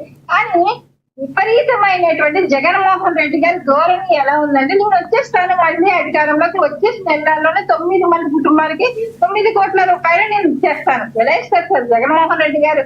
జోబులో డబ్బులు ఏమైనా ఇచ్చారా ఎప్పుడైనా? ఎప్పుడైనా ప్రభుత్వ సొమ్ము, ఆ ప్రభుత్వ సొమ్ముని కూడా విశాఖ పాలిమర్ ఫ్యాక్టరీలో జరిగినటువంటి ఆ ఘటనలో కూడా గట్టిగా ఈ రోజు కూటమి పార్టీలో ఉన్నటువంటి పార్టీలు అలాగే జనసేన కూడా గట్టిగా ప్రశ్నిస్తే ఆ రోజు వాళ్ళ మంత్రులతో ప్రెస్ మీట్లు పెట్టి తిట్టించినటువంటి పరిస్థితి. విశాఖ రాజధానిగా చేయబోతున్నామని ఒక స్టేట్మెంట్ ఇచ్చేటువంటి జగన్మోహన్ రెడ్డి గారు వాళ్ళ బ్యాచ్ విజయసాయి రెడ్డి గారి దగ్గరికి, కన్నబాబు గారు వీళ్ళందరూ కూడా వెళ్ళి విశాఖ అనేది చాలా పటిష్టమైనటువంటి ప్రదేశం, ఇక్కడ రాజధానికి అన్ని అనుకూలమే అని వీళ్ళు అక్కడికి వెళ్ళి మ్యాండ్ మీద నదిని దుప్పట్లు కప్పుకొని పడుకున్నటువంటి ఒక డ్రామాని క్రియేట్ చేశారు ఆ రోజు, ప్రజలు నమ్మించడం కోసం, ఒక టాపిక్ డైవర్ట్ చేయడం కోసం. అంటే జగన్మోహన్ రెడ్డి గారు విశాఖ ఉప్పు గురించి నేను అసెంబ్లీలో తీర్మానం చేశాను, తీర్మానం చేసి నేను కేంద్రానికి పంపించాను, అప్పుడు విశాఖ ఉప్పు నిలువరించింది, అక్కడ ప్రైవేటీకరణ అవ్వకుండా ఆగిపోయిందని చెప్తున్నారు సార్. ఎవరికి చెప్తారు సార్ జగన్మోహన్ రెడ్డి గారు అబద్ధాలు? మా అధినేత జై ఆంధ్ర అనేటువంటి పేరు ఆంధ్రప్రదేశ్ లో పుష్కలంగా వినిపిస్తుంది. ఈ రోజుకి కూడా ప్రతి ఒక్కరిలోని ఫైర్ ఉంది అంటే గనక మా అధినేత పవన్ కళ్యాణ్ గారు జై ఆంధ్ర ఉద్యమం ఎలా అయితే జరిగిందో అంటూ జై ఆంధ్ర అని ఒక నినాదాన్ని ఇచ్చి, అలాగే విశాఖ ఉక్కు ఆంధ్రుల హక్కు అని విశాఖ స్టీల్ ప్లాంట్ లో ఒక బహిరంగ సభను పెట్టడం జరిగింది. అక్కడ చనిపోయినటువంటి 30 రైట్ కృష్ణవేణి గారు, ఇక్కడ మిమ్మల్ని అడగాలి. విశాఖ ఉక్కు ఆంధ్రుల హక్కు నినదించారు పవన్ కళ్యాణ్ గారు, గ్రేట్, ఆ విషయంలో కాదనం. అలాంటి విశాఖ కర్మాగారంలో ఎటువంటి లోపాలు జరగకుండా చూసుకోవాల్సిన బాధ్యత ప్రస్తుత కూటమి ప్రభుత్వం మీద ఉంది కదా. ఇప్పుడు SMS 2లో నిన్న అనుకోకుండా సంఘటన జరిగింది, యాదృచ్ఛికంగా జరిగి ఉండొచ్చు, దాన్ని ఎవరు కాదనరు. కానీ ఈరోజు మళ్ళీ 1లో అనేక లోపాలు ఏర్పడినాయి అంటున్నారు. ఇవాళకైతే ఏమీ జరగలేదు. ఇలా పదే జరుగుతూ ఉండడాన్ని ప్రభుత్వం దాని మీద జరగకుండా ఉండడానికి ఎటువంటి చర్యలు తీసుకుంటుంది? దానికి పవన్ కళ్యాణ్ గారు ఏమన్నా అడుగులు వేస్తున్నారా? సార్, మొన్న అధినేత పవన్ కళ్యాణ్ గారు మాట్లాడినప్పుడు కూడా, మీరు ఒక డిప్యూటీ సీఎం గారు మాట్లాడినప్పుడు కూడా, అంటే దీని మీద నేను పూర్తి అవగాహన తెచ్చుకొని నేను మాట్లాడతాను అని ఆయన మాట్లాడితే, ఆయన మాటలు చాలా మంది వక్రీకరించారు కొంతమంది. అంటే ఒక అవగాహన అంటే అప్పటికప్పటికి వచ్చి స్టేట్మెంట్ ఇచ్చేసేసి నేను సీఎం అయిపోతే ఇది చేసేస్తాను అది చేసేస్తాను అని కాదు. అంటే ఇక్కడ పదే ఇలా జరగడాన్ని ఏ రకంగా నిలవరించవచ్చు, దీన్ని ఏ రకంగా అరికట్టవచ్చు, అంటే ప్రాణాపాయం లేకుండా ఈ ఫ్యాక్టరీ ఈ కర్మాగారం నడుస్తూనే ఒక రకంగా ప్రజలు కావలసినటువంటి ఏదైతే ఆ ఉత్పాదన ఉందో అది అందడం కోసం కూడా మా అధినేత పవన్ కళ్యాణ్ గారు అన్ని కోణాల్లోనే తెలుసుకుని మాత్రమే మాట్లాడతారు. రావడం, ఏదో పబ్లిసిటీ పిచ్చితో 4 మాటలు మాట్లాడేయడం, వెళ్ళిపోవడం, అలాంటి స్ట్రాటజీలు ఎప్పుడు మా అధినేత పవన్ కళ్యాణ్ గారు చేయరు. ఏ విషయంలో చూసుకున్నా సరే గానీ మీరు ఒకటి చూడొచ్చండి, దానికి శాశ్వతమైనటువంటి పరిష్కారం అంటే పదే జరుగుతుంది. అంటే మొన్న జరిగిన ఘటన ఏడాది క్రితం జరిగింది, తర్వాత ఇప్పుడు జరిగింది, మళ్ళీ మొన్న జరిగింది. ఇలా జరిగినటువంటి జరుపుకుంటూ వెళ్ళిపోవడం కన్నా కూడా ప్రాణాపాయం లేకుండానే దాన్ని ఎలా నడపవచ్చు, అది ఎందుకు పదే ఇది జరుగుతుంది అన్న దాని మీద కూడా ఒక కమిటీని వేశారు. అలాగే ఒక అధ్యయనాన్ని కూడా దాని మీద చేపట్టి ఏ రకంగా ప్రజల కార్మికుల ప్రాణాలను కాపాడొచ్చు అన్న దాని మీద కూడా ప్రభుత్వం కీలకంగా పనిచేయబోతుంది సార్. అంతేగాని ఇవాళ వచ్చేసరికి ఓదార్పు రాజకీయాలు, శవ రాజకీయాలు చేసుకుంటూ వెళ్ళిపోతే ఆయా రాజ్ కసిరెడ్డి అరెస్ట్ ఎలా చూస్తారు మీరు? రాజ్ కసిరెడ్డి అరెస్ట్ ఎలా చూస్తారు? ఇప్పుడు ఈడీ అరెస్ట్ కార్మికుల గురించి ఒక మాట సార్, కార్మికుల గురించి నిజంగా ఇలాంటి ప్రమాదాలు జరుగుతున్నాయని చెప్పేసి ఫ్యాక్టరీలు కానీ కంపెనీలు కానీ మూసేస్తే వాళ్ళ ఉపాధిని కోల్పోతారు, ఉద్యోగాలను కోల్పోతారు. కానీ వాటిని కాదు, వాటిని కాకుండా వాటికి ప్రమాదాలు జరగకుండా ఎప్పటికప్పుడు చర్యలు తీసుకుంటే చెకింగ్ విధానంలో కూడా చాలా పటిష్టంగా పనిచేసే విధంగా కూటమి ప్రభుత్వం అయితే పనిచేస్తూ ఉంది, పనిచేయబోతుంది కూడా. అలాగే సార్, రాజకీయ విషయంలో ఎన్నిసార్లు సార్ అంటే ఆ రోజు ఎంఓలో పనిచేసినటువంటి వ్యక్తులు కూడా ఈ లిక్కర్ స్కామ్ లో భాగమై ఉన్నారని తెలుస్తుంది. ఇవాళ మళ్ళీ రాజకీయ అరెస్ట్ విషయం కావచ్చు, ఇవన్నీ కూడా వేల కోట్ల లిక్కర్ స్కామ్ లో వందల వేల మరణ మృదంగాలు మీద సంపాదిస్తున్నటువంటి డబ్బు, దీని వరకు ఎవరు ఉన్నారన్నది, అన్ని వేలు ఎవరి వైపు ఉన్నాయన్నది కూడా ప్రజలందరికీ తెలుసు. కాబట్టి ఆ విధంగా ఎప్పుడు కూడా నేరస్తులు అనేవాళ్ళు ఎప్పుడు కూడా తప్పించుకోలేరు. అలాగే మా అధినేత పవన్ కళ్యాణ్ గారు అయితే జగన్మోహన్ రెడ్డి గారిను ఇవాళ మేము కూటమి ప్రభుత్వం అన్న మీరు విమర్శించట్లేదు సార్, కానీ ప్రతి దానికి కూడా కార్మికుల ఒక ప్రాణాలైతే మాత్రం చాలా ముఖ్యం.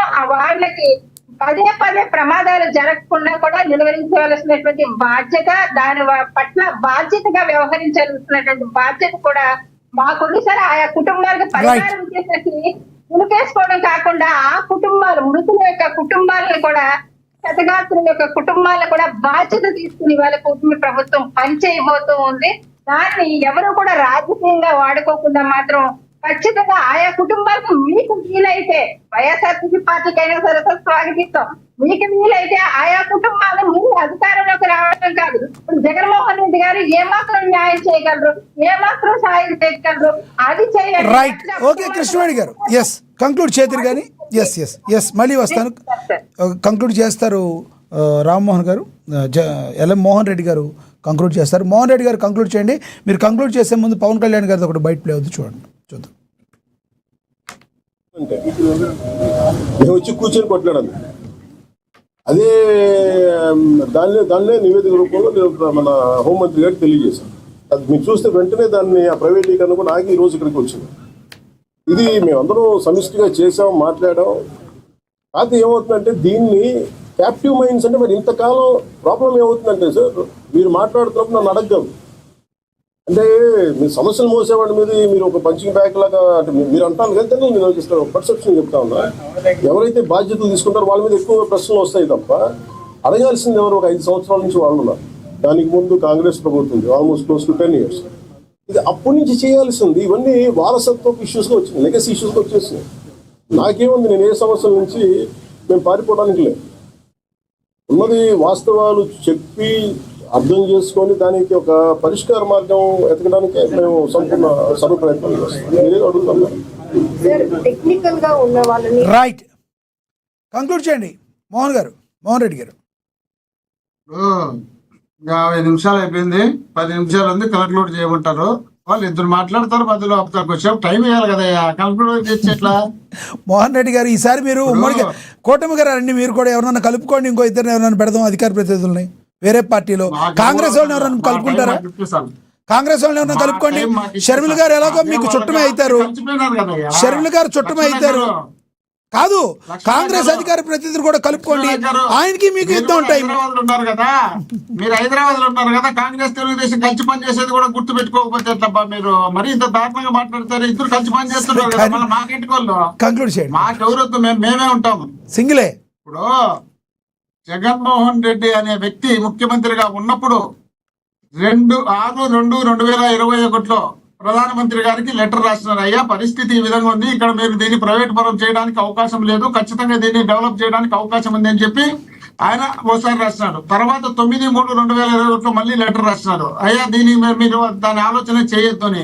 ఆ తర్వాత 12/11/2022 విశాఖపట్నంలో బహిరంగ సభలో నువ్వు కళ్ళకు కనిపించేది కూడా దాచిపెట్టేసి మేమేదో కరెక్ట్ అని కళ్ళు ఆర్చుకుంటూ అబద్ధాలే చెప్పుకుంటా పోతుంటే అది కరెక్ట్ అనుకుంటే ఎట్లవుతుంది? కాదు కదా. అక్కడ కూడా మీకు మాకు ఎలాంటి సంబంధాలు లేవు, కేవలం రాష్ట్రానికి కేంద్రానికి ఉన్నటువంటి అధికార సంబంధం తప్ప పార్టీలకు ఎలాంటి సంబంధం లేదు. మాకు ఇక్కడ ప్రైవేటు పరం చేయడానికి అవకాశం లేదు. మా రాష్ట్రానికి ఇచ్చినటువంటి హామీ ప్రత్యేక ప్యాకేజీ కాదు, ప్రత్యేక హోదా ఇవ్వాలని చెప్పి ఆ మీటింగ్ లో చెప్పినటువంటి సందర్భం జగన్మోహన్ రెడ్డి గారికి. వీళ్ళ తరఫున వీళ్ళు చెప్తేనే ప్రభుత్వం ఉంది ఇప్పుడు కేంద్రంలో, వీళ్ళు తప్పుకుంటే కేంద్రంలో పడిపోతుంది. ఎలాంటి సందర్భం ఉన్నప్పుడు దమ్ముంటే ధైర్యం ఉంటే ఎవరైనా సరే వీళ్ళలో పోయి అడగమనండి, ఇది ప్రైవేట్ పరం చేయొద్దని, లేక రాష్ట్రానికి ప్రత్యేక హోదా ఇమ్మని. అది ఎవరైనా చెప్పగలిగితే కదా ఇలా శబాస్ అంటాం. ఎవరైనా అడిగి తలెత్తుకొని నిలబడలేరు. వాళ్ళు ఇట్టుదారు అధికారం లేనప్పుడు, అధికారం ఉంటేనే వాళ్ళని పొగిడి ఇట్లా భజన చేసుకుంటూ కూర్చుంటారు.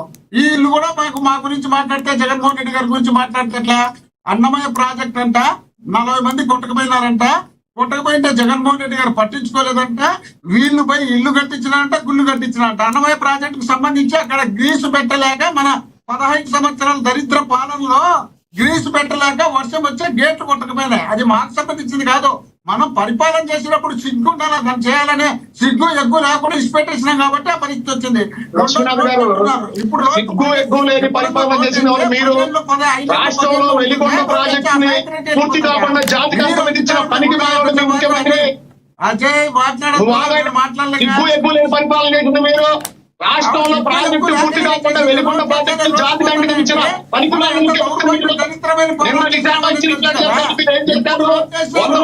ఇప్పుడు అక్కడ ఉన్న బాధిత కుటుంబాలకి ఎవరికైనా మీరు 100 రూపాయలు సాయం చేశారా?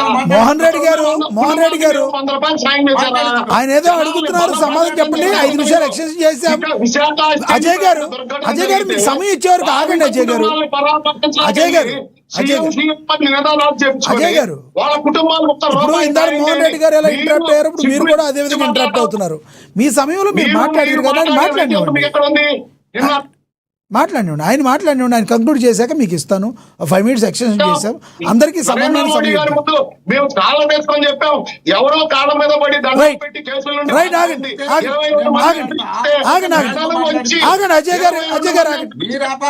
అజయ్ గారు అక్కడ ఆపండి ముందు. అజయ్ గారు ఆగండి. మోహన్ రెడ్డి గారు ఎందుకు మాట్లాడించారు? మోహన్ రెడ్డి గారు ప్లీజ్. మీరు నిన్న కూడా నేను చూసిన, నా మైక్ నేను మాట్లాడకుండా ఆపి చేసినారు.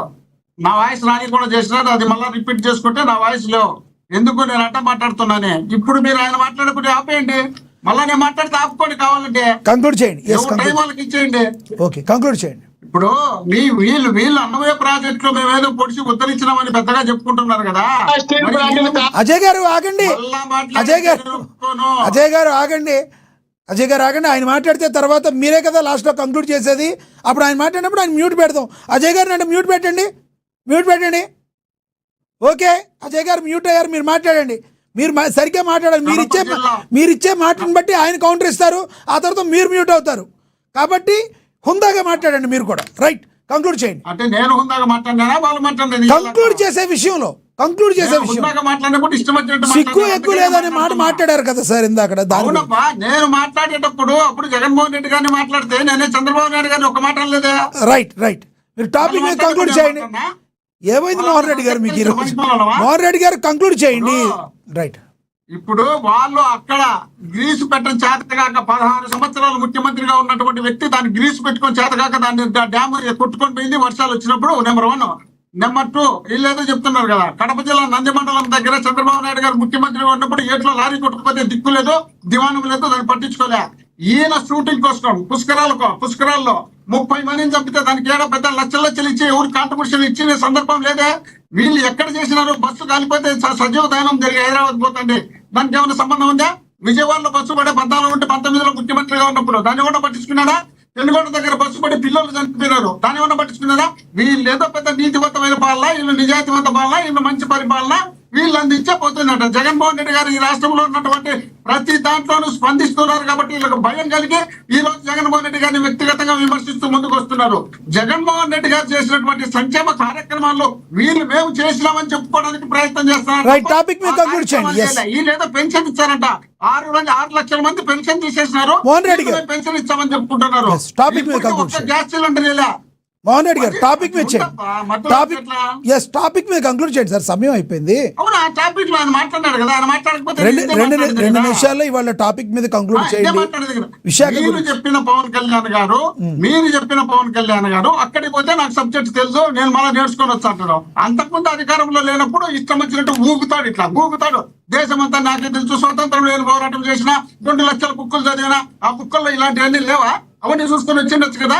ఈ రోజు వచ్చి మాకేం తెలుసు, వాళ్ళు ఏదో చేస్తారు, మేమేదో చూస్తాం, మీరు ఏదో చేయండి, మేము చూస్తాం. ఏమన్నా అర్థం ఉండాలి కదా.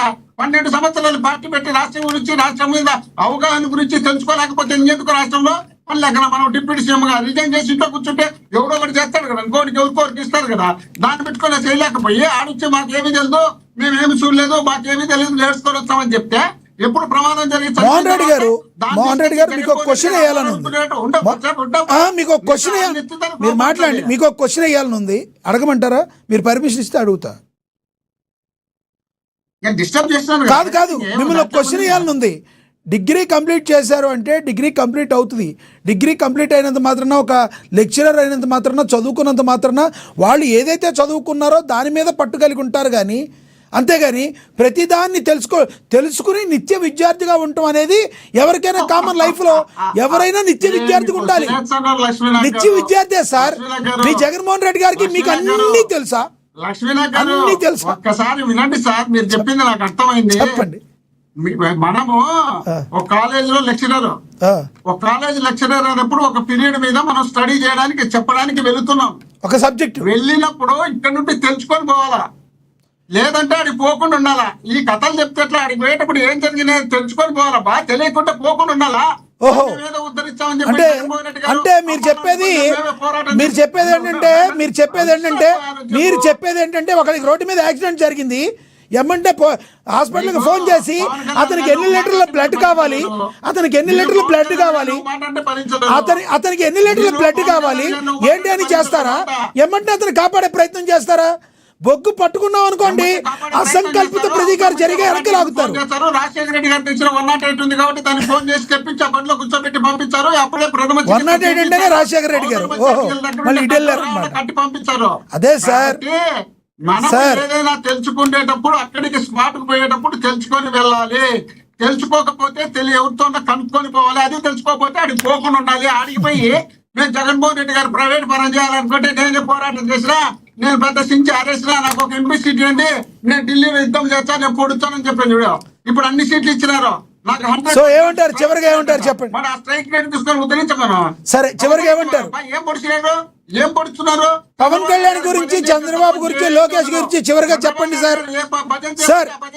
సార్ జగన్మోహన్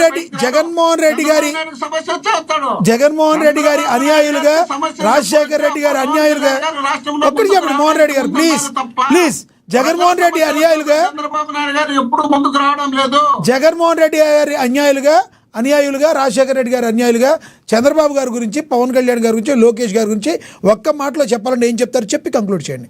వీళ్ళ ముగ్గురు గురించి మీరు ఏమనుకుంటున్నారు? ఒక్క మాట కాదబ్బా, అక్కడ నేను ఇంతవరకు ఫస్ట్ చెప్పిన రాజకీయాలు మాట్లాడదలుచుకోలేదు, సబ్జెక్ట్ మాట్లాడదామని. దాన్ని తీసుకొచ్చి రాజకీయం చేసినారు. రాజకీయం చేసినప్పుడు నేను మాట్లాడాల్సి వస్తుందే మాట్లాడుతున్నా. ఇప్పుడు చంద్రబాబు నాయుడు గారు, పవన్ కళ్యాణ్ గారు, లోకేష్ గారు అందరూ ఉన్నారు కదా. అందరూ ఉన్నప్పుడు ఆ ప్రాంతానికి వాళ్ళు పోతారా, ఈయన పోయినాడా, ఆయన పోయినాడా, ఎవరు పోయినాడో తెలుసు. ఆ కుటుంబ సభ్యులతో పాటు, కార్మిక నాయకులతో పాటు, అక్కడ ఉన్నటువంటి యాజమాన్యంతో పాటు కూర్చొని నీట్ గా డిస్కషన్ చేసి వచ్చి ఉంటే ఏంటుకుంటుంది. వాళ్ళని ఎవరైనా పిలిచి యూనియన్ నాయకులు మీ ఇంట్లో చచ్చిపోయినారని అడిగితే సిగ్గంటికి జరుగుతున్నా. ఎట్లా మాట్లాడాలా, ఏం మాట్లాడుతున్నాం అనేది కూడా తెలుసుకోలేకపోతే అట్లా అంత అహంభావం ఉంటే ఎట్లా మనిషికి? అధికారం ఇచ్చినారని చెప్పి ఇష్టం వచ్చినట్టు అహంభావంతో ఈ విధమైనటువంటి మీ అభిప్రాయం అర్థమైంది? ఇది శాశ్వతం మీ అభిప్రాయం అర్థమైంది? తాత్కాలికమే, మనం శాశ్వతంగా రాష్ట్రంలో అధికారంలో ఉంటామని అనుకోవద్దు. ఆ రోజు అంత గొప్పగా ఉన్నటువంటి వ్యక్తులే ఆడుకోబోయమన్నారు. మీరు ఆడబడతారో తెలుసుకోండి అని చెప్తారా? సో ఎక్స్పీరియన్స్ తో చెప్తున్నారు మీరు ఎక్స్పీరియన్స్ తో చెప్తున్నారు, వాళ్ళు అర్థం చేసుకుంటారు. ఎందుకంటే గతంలో 150 ఉన్నాయి కాబట్టి మీరు అలా అనుకున్నారు, కానీ ఇప్పుడైతే మీకు విషయం అర్థమైంది. మాకు 40% ఓటు వచ్చింది. మీకు వస్తే పర్సెంటేజ్ పార్టీలు కలుపుకొని 40 మందిని ఎంత పర్సెంటేజ్ అయితే ఉపయోగమే ఉంది. కమిషన్ కలుపుకొని అసెంబ్లీకి కూడా వెళ్ళట్లేదు. ఖర్చు పెట్టింటే మాకు వచ్చింది 40%, వాళ్ళకి 54%. వాళ్ళ పెద్ద గొప్పగా జాతం దేశంలో ఉన్నటువంటి పార్టీలు అన్ని కలుపుకుంటూ వచ్చినదే 54%. వాళ్ళకేమొచ్చింది? వాళ్ళకి రాలేదు కూడా. ఇప్పుడు కూడా మళ్ళీ అంతకన్నా కిందికి పడిపోతారు. ఆ పరిస్థితి తెచ్చుకోవద్దు అని చెప్తున్నా. రైట్ అజయ్ గారు కంక్లూడ్ చేయండి. మీరు టాపిక్ మీద కంక్లూడ్ చేయండి. మళ్ళీ మోహన్ రెడ్డి గారు చెప్పిన అన్నింటిలో వెళ్ళకండి, టాపిక్ మీద కంక్లూడ్ చేయండి. సమయం అయిపోయింది. ప్లీజ్ అజయ్ గారు. లక్ష్మీనాథ్ గారు, పవన్ కళ్యాణ్ గారు నిన్న విశాఖ స్టీల్ ప్లాంట్ దగ్గరికి వెళ్ళి అక్కడ బాధితుల్ని పరామర్శించి దీని మీద పూర్తిగా మేము సమాచారం తెప్పించుకొని ఏ విధంగా ప్రమాదాలు జరిగినాయి, రాబోయే రోజుల్లో ఏ విధంగా ప్రమాదాలు నివారించేందుకు ప్రభుత్వం పని చేయాలని నిన్న పవన్ కళ్యాణ్ గారు క్లారిటీగా సూటిగా చెప్తే తెలుసుకోకుండా ఎందుకు వెళ్ళాడని మాట్లాడుతా ఉన్నాడు మోహన్ రెడ్డి గారు. మీకు ఒక విషయం గుర్తు చేస్తా. ఒక 15 రోజుల క్రితం అమరావతి రైతులతో జగన్మోహన్ రెడ్డి గారు ఒక సమావేశం ఏర్పాటు చేశారు. వాళ్ళు చెబుతూ సీడ్ యాక్సెస్ రోడ్డు ఉందని చెప్పి, సీడ్ యాక్సెస్ రోడ్డా అంటే ఏంటి? వెడల్పుగా ఉంటుందా, పొట్టిగా ఉంటుందా, పొడవుగా ఉంటుందా అని మాట్లాడిన జగన్మోహన్ రెడ్డి గారు అమరావతి రైతులను పిలిచే ముందే సీడ్ యాక్సెస్ రోడ్డు గురించి తెలుసుకోవాలని ఉండాల్సింది కదా. మీకు అన్ని సర్వంతర్యాలు కదా, దేశంలో ఉన్న విషయాలంటే కదా మీకు పట్టుంది కదా. ఆ ప్రాంతంలో 5 ఏళ్ళు తిరిగి మీకు సీడ్ యాక్సెస్ రోడ్డు అంటే ఏంటో తెలియదు. కానీ పవన్ కళ్యాణ్ గారికి మాత్రం విశాఖ స్టీల్ ప్లాంట్ లో ఏం జరుగుతుంది, ముందులో ఏం జరగాలి, 29 చెప్పండి, మాట్లాడినాను. కంటిన్యూ చేయండి, మీరు కంటిన్యూ చేయండి. మ్యూట్ చేయడం మ్యూట్ చేయలేదు, ఆయన మాట్లాడలేదు కదా సార్, ఆపారు కదా. మీరు కంటిన్యూ చేయండి, కంక్లూడ్ చేయండి త్వరగా. ఏదైతే వీళ్ళ మాజీ మంత్రి అంబటి రాంబాబు పోలవరం ప్రాజెక్ట్ అంటే ఏంటో తెలియదు నాకు, డయాఫ్రామ్ అంటే ఏందో నాకు తెలియదు, అసలు ఒక ప్రాజెక్టే అర్థం కావట్లేదు అన్నాడు. అట్లాంటి మంత్రిగా పెట్టిన గనులు మీరు ఈ రోజు ఏం చెప్పారు? మీరు పవన్ కళ్యాణ్ గారి గురించి చెప్పారు నేర్చుకొని రావాలని. మీరు నేర్చుకొని పనికి మండలందరూ మంత్రులు ఎట్టించాలి. మీ జగన్మోహన్ రెడ్డి ముఖ్యమంత్రి అయ్యాడు. సీడ్ యాక్సెస్ రోడ్డు గురించి తెలియని వ్యక్తిని నటపించి రైతులతో మాట్లాడాడు. అన్ని తెలుసుకొని మాట్లాడాలి కదా, అంత సబ్జెక్ట్ ఉండాలి కదా. దేవుడు దయ వల్ల అధికారంలోకి వస్తే అంటే వీళ్ళు సాయం చేస్తారంట. అంటే ఈ లోపు ఎవరికి ఏ సాయం లేదు. 100 మందిని పోగేసాం, 100 మందిని పోగేసాం, డబ్బులు తెచ్చుకున్నాం, డబ్బులిచ్చి జనాలను పోగేస్తున్నాం, చంద్రబాబు కొట్టించుకున్నాం. ఆ కుటుంబాలు 1 రూపాయి సాయం చేసింది లేదు.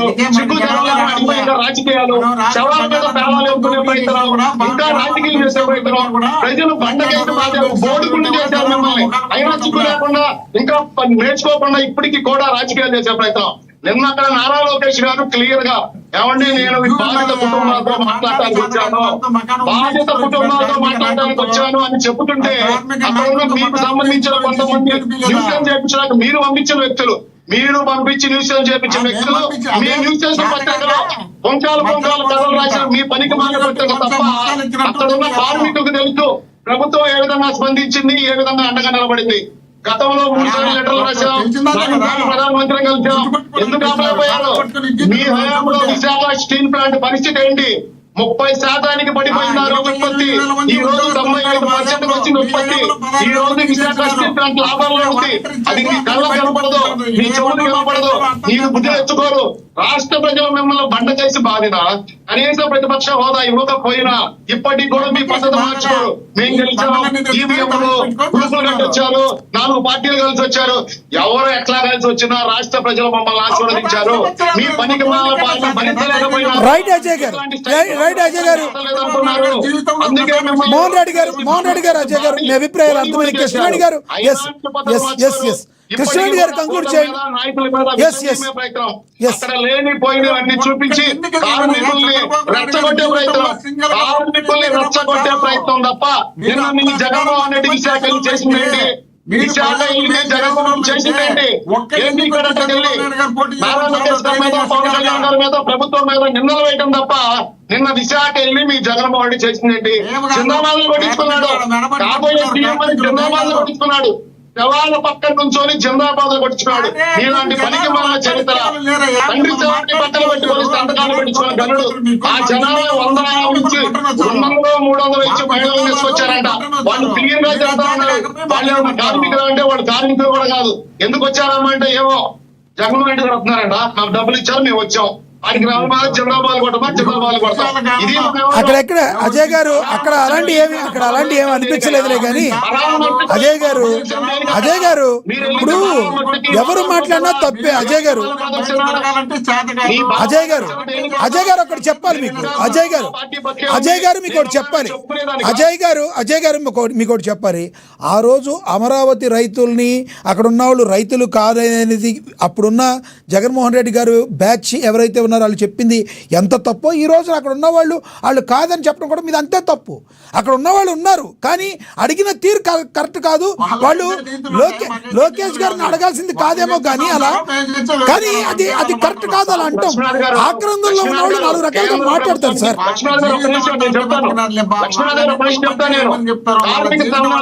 కార్మిక సంఘాలుగా ప్రభుత్వానికి వినతులు ఇవ్వాలి, పెద్దలతో మాట్లాడచ్చు, తప్పేం కాదు. కానీ సమయం సందర్భం ఉంటుంది.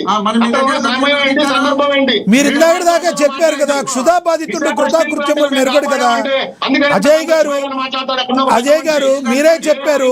క్షుధా బాధితుడు కృతకృత్యములు నెరగడు అంటే ఆకలితో ఉన్నవాడు ఏది తప్పో ఏది రైటో తెలియదు. లోకేష్ గారు వచ్చారు కాబట్టి విన్నవించుకునే క్రమంలో గట్టిగా మాట్లాడి ఉండొచ్చు. దాన్ని కూడా మీరు తప్పు పడితే ఎలా చెప్పండి? ఇప్పుడు ఆకలితో ఉన్నవాడు ప్లేట్లు ఆగారనుకోండి, వాడు మిగతా అన్ని కూడా మర్చిపోతాడు. ఏది కరెక్ట్ కాదు వాడు వెళ్ళి అటాక్ చేస్తాడు. అలాగే అక్కడ చనిపోయి ఉన్నారు, దాని మీద ఉన్నారు, వాళ్ళు మాట్లాడారు. దాన్ని మీరు తప్పు పట్టుకోకూడదు సార్. రైట్ సార్, మీరేమి ఉత్తములు కాదు. అమరావతి రైతులందరినీ పెయిడ్ ఆర్టిస్ట్ అని తిట్టినోళ్ళు కాబట్టి మీ ప్రభుత్వానికి గతి పట్టింది. దయచేసి ఆగండి. మీరు కూడా మోహన్ రెడ్డి గారు ఎవరైనా మాట్లాడొచ్చు. మీ జగన్మోహన్ రెడ్డి గారు మీరు మాట్లాడితే చాలా ప్రాబ్లం ఉంటుంది. రైట్ మీ అభిప్రాయాలు అర్థమని దయచేసి ఇద్దరు ఆపండి. సమయం అయిపోయింది. కృష్ణవేణి గారు లాస్ట్ 1 minute కంప్లీట్ చేయండి మేడం. కృష్ణవేణి గారు రైట్ టైర్ కింద కార్యకర్తలను తొక్కేసి కనీసం పరామర్శించని గనుడు మీ జగన్మోహన్ రెడ్డి. ఇక మీరు మానవత్వాల గురించి ఇక్కడ మాట్లాడితే మీ రాజ్యానికి ఎక్కడ ఉందండి? ఊరికే మీరు కథలు అయిపోయింది. కృష్ణవేణి గారికి ఇవ్వండి. రాష్ట్ర ప్రజలు సిద్ధంగా లేరు. కార్మికులు తెలుసు, పవన్ కళ్యాణ్ గారు ప్రభుత్వం ఏ విధంగా అనుకుంది, చంద్రబాబు నాయుడు గారు ముఖ్యమంత్రిగా ఉంటే ఆయన ఏ విధంగా స్పందించారు, కార్మికులకి ఏ విధంగా అండగా నిలబడతారు, విశాఖ స్టీల్ ప్లాంట్ ని ఎవరు కాపాడుతున్నారు, ప్రైవేటీకరణ కాకుండా ఎవరు అంటుగా ఉంటారు, విశాఖ స్టీల్ ప్లాంట్ గురించి ఎవరు పోరాటం చేశారు, ఈ రోజు విశాఖ స్టీల్ ప్లాంట్ ని లాభాలకి ఎవరు తీసుకొచ్చారు, ఇవన్నీ రాష్ట్ర ప్రజలకి అక్కడున్న కార్మికులకి ఉత్తరాంధ్ర ప్రజలకు తెలుసు. రైట్, సమయం ఫుల్ గా తీసుకున్నారు. ఇటు టీడీపీ అధికార ప్రతినిధి, అక్కడ వైసీపీ అధికార ప్రతినిధి. ఈ రోజు టైం మీరు బాగానే తీసుకున్నారు కానీ తిట్ల దండకంతో ఒకరికొకరు. మోహన్ రెడ్డి గారు, అజయ్ గారు ప్రజలు మిమ్మల్ని దేనికి చీకొట్టారు? రైట్, అజయ్ గారు ఎవరు ఎవరిని ఓడించారు, ఎవరు ఎవరికి బోడి గుండు కొట్టారు, ఎవరిని బండకేసి బాధారు. ఈ రోజు కూడా రాష్ట్రంలో డబ్బుల నుంచి తెచ్చుకున్న పరిస్థితి దిగదారింది ఎవరు? మీ నాయకుడు జనాలు లేక డబ్బులు ఇచ్చి జనాలు తెచ్చుకునే పరిస్థితికి దిగజారింది ఈ రోజు వైసీపీ పార్టీ. మీరు మాట్లాడుతా ఉన్నారు ఇంకా సిగ్గు. రైట్ అజయ్ గారు, మోహన్ రెడ్డి గారు, ప్లీజ్ సమయం అయిపోయింది. కృష్ణవేణి గారు కంక్లూడ్ చేయండి. కృష్ణవేణి గారు దయచేసి కంక్లూడ్ చేయండి ప్లీజ్. వాళ్ళు మ్యూట్ చేస్తే మాట్లాడారు. వాళ్ళిద్దరూ మ్యూట్ లోనే ఉన్నారు, మీరు కంక్లూడ్ చేయండి. ఇద్దరు మ్యూట్ లోనే ఉన్నారు. గారటండి ఊగిపోతూ ఉంటారటండి. ఆ ఊగిపోయినటువంటి ఆ ఊపే మీ జగన్మోహన్ రెడ్డిని 151 నుంచి 11కి పడేసింది. అది కూడా మీకు ఇంకా అర్థం కాకపోతే దానికి ఏమీ చేయలేము. ఇవాళ తాడేపల్లి బ్యాలెన్స్ లోని ఎలక్ట్రిక్ బ్యాలెన్స్ లోని కూర్చొని ఉయ్యాలు ఊపుకునేటువంటి పరిస్థితి పవన్ కళ్యాణ్ గారు ఆ ఊపే. కానీ పదే పదే మీరు పవన్ కళ్యాణ్ గారిని విమర్శించారు. అంటే అక్కడికి వెళ్ళారు సార్, అక్కడికి వెళ్ళింది కార్మికులు చనిపోయిన చోటుకి వెళ్తే ఆ పవన్ కళ్యాణ్ గారు అన్ని నేను తెలుసుకుని మాట్లాడుతాను, ఏది పడితే అది మాట్లాడినని ఆయన మాట్లాడడం ఘటన జరిగిన వెంటనే వెళ్ళారు కాబట్టి. కానీ ప్రతి విషయం మీద కూడా జగన్మోహన్ రెడ్డి గారు నిన్న ఒక ప్రెస్ మీట్ జరిగింది. అక్కడ ఆ ప్రెస్ మీట్ జరిగితే మీడియా సోదరులు అడిగినటువంటి క్వశ్చన్స్ కి ఎక్కడ సజ్జల ఇచ్చినటువంటి స్క్రిప్ట్ పోయింది. నేను ఇంకా పారిపోతున్నాను జగన్మోహన్ రెడ్డి. ఇలాంటి వ్యక్తులు పవన్ కళ్యాణ్ గారి గురించి, పవన్ కళ్యాణ్ గారి చరిష్మా గురించి మాట్లాడుతుంటే రాష్ట్రంలో ఉన్నటువంటి ప్రజలందరూ నవ్వుతున్నారు సార్. వీళ్ళట విశాఖ ఉక్కు కోసం, విశాఖ స్టీల్ ప్లాంట్ కోసం అసెంబ్లీలో తీర్మానం చేశారట. ఆ తీర్మానం ఏ దొడ్డుదారిని చేశారు? ఆ తీర్మానం చేసినటువంటి ఆ పత్రాన్ని జగన్మోహన్ రెడ్డి గారు పాకెట్ లో పెట్టి తిరిగారా అండి? అంటే కేంద్రానికి పంపించలేదా?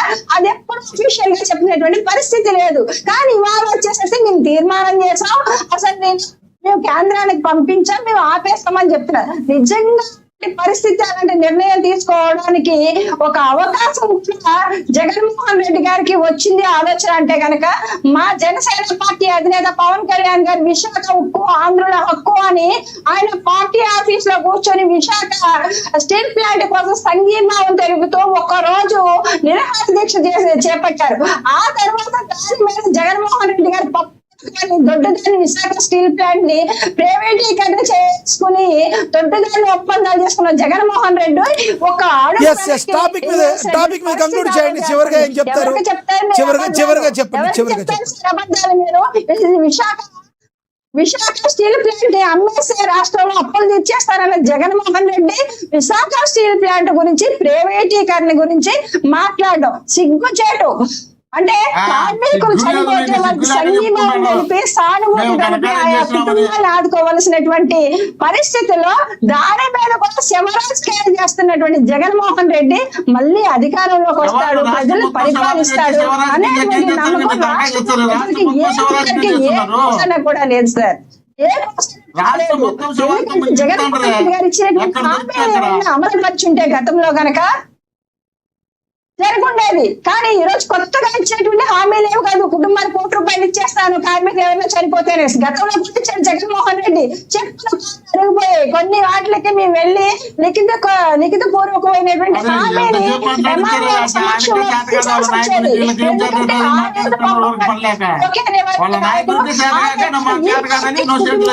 ఎవరు ఎలా మాట్లాడాలో కూడా మీరేం చెప్తారు మోహన్ రెడ్డి గారు? వాళ్ళ సమయం అంతా మీరు అజయ్ గారే తీసుకున్నారు. అవును కంక్లూడ్ చేయనివ్వండి. కార్మికుల కుటుంబాల గురించి మీరు మాట్లాడుతున్నారు. నవ్వుతూ ఉన్నారు. ఎవరి మీద చేస్తారు మీరు శివరాజకీయాలు, రాజకీయాలు? ఇంట్లో తల్లిపోయింది, పాత నాన్నగారు చోట అయిపోయింది. ఇప్పుడు మళ్ళీ కార్మికుల కుటుంబాలు, చనిపోయినటువంటి మృతుల కుటుంబాలు, ఆ మృతుల జీవితాలు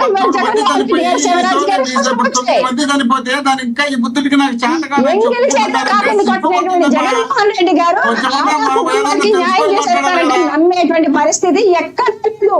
రాష్ట్రంలో ఎవరు నమ్మే పరిస్థితి లేదు సార్. రైట్ కృష్ణవేణి గారు, రైట్ మీ అభిప్రాయం పాకెట్ లో పెట్టుకుని జగన్మోహన్ రెడ్డి గారు తీర్మానం చేసి పాకెట్ మీ నాయకుడు చంద్రబాబు కోసం రైట్ మీ అభిప్రాయం అర్థమైంది కృష్ణవేణి గారు.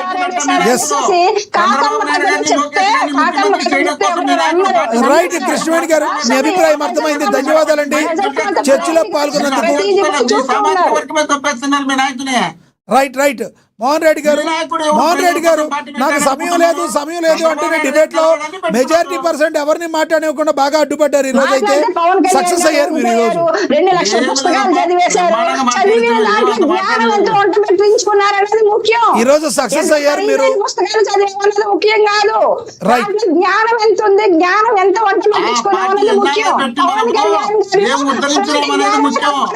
పవన్ కళ్యాణ్ కనిపించకపోవచ్చు. రైట్ కృష్ణవేణి గారు ధన్యవాదాలండి. ఎస్ ఎవరు పార్టీలో కాపాడడానికి కాదు మనం వచ్చిండేది. ఆయన 16 సంవత్సరాలు ముఖ్యమంత్రి రైట్ ధన్యవాదాలండి కృష్ణవేణి గారు. ఎస్ ధన్యవాదాలండి కృష్ణవేణి గారు. సమయం అయిపోయింది, అన్యత భావించొద్దు. ధన్యవాదాలండి కృష్ణవేణి గారు. ధన్యవాదాలండి అజయ్ గారు. ధన్యవాదాలండి. రైట్ సొంత సామాజిక వర్గమే అసహించుకునే పరిస్థితి తెచ్చుకున్నారు కాబట్టి పరిస్థితి ఉంది కాబట్టి పట్టుకొని వస్తున్నారు. చంద్రబాబు నాయుడు గారు సైకిల్ వస్తున్నారు తప్ప మీరు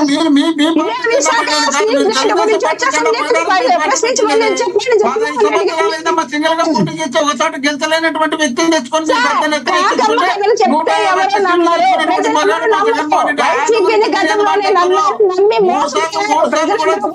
సార్ మోహన్ రెడ్డి గారు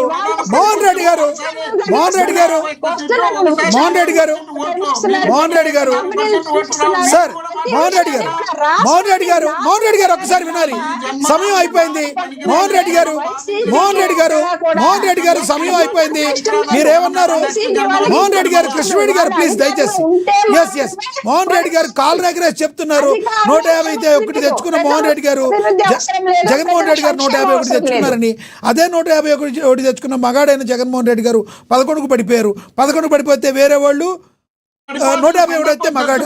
అదేం లేదు సార్, రాజకీయాల్లో గెలిపోవడం సహజం. 151 తెస్తే మగాడు, మీకంటే ఎక్కువ తెచ్చుకున్నారు ఇప్పుడు వాళ్ళు. దానికి తప్పు సార్, అలా మాట్లాడద్దు. ఎలా కాలు రెగరేస్తారు మీరు? కాలు రెగరేయాలంటే ఏం చేయాలి? కాలు రెగరేసారని ప్రజలు చెప్పుకోవాలి సార్. రైట్ అన్ని పెడతారు, అన్ని ఎన్నికలు పెడతారు, అన్ని జరుగుతాయి. ప్రజాక్షేత్రంలో అన్ని జరుగుతాయి. ఎంతటి కాకలు తీరిన కొమ్ములు తిరిగిన వాళ్ళకైనా ప్రజలు నచ్చకపోతే నిర్దాక్షిణ్యంగా కిందకి దించేస్తారు. నో డౌట్ 151 వస్తే కాల్ రెగ్రెస్ మగాడు, 11 వచ్చి అసెంబ్లీకి వెళ్ళకపోతే ఇంకొక రకం కాదు. తప్పు మీరు మాట్లాడింది. అంతిమ నిర్ణేతలు ప్రజలు ఉంటారు. ధన్యవాదాలండి మీ అభిప్రాయం తెలియజేసినందుకు.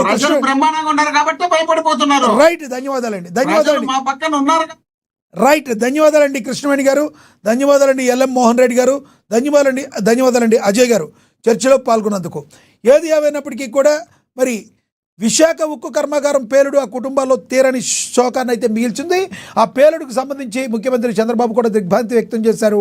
ఇక ఉప ముఖ్యమంత్రి పవన్ కళ్యాణ్ కావచ్చు, మంత్రి నారా లోకేష్ కావచ్చు, అక్కడికి వెళ్ళి బాధితుల్ని పరామర్శించారు. అలాగే మాజీ ముఖ్యమంత్రి వైసీపీ అధినేత జగన్మోహన్ రెడ్డి గారు కూడా పరామర్శించారు. అయితే అక్కడికి వెళ్ళిన తర్వాత ఆరోపణలు వచ్చిన నేపథ్యంలో ఎవరు రాజకీయం చేస్తున్నారు అనేది ప్రజలు సునిశ్చితంగా గమనిస్తున్నారు. మీరేమనుకుంటున్నారు? కమెంట్ బాక్స్లో కమెంట్ చేయండి.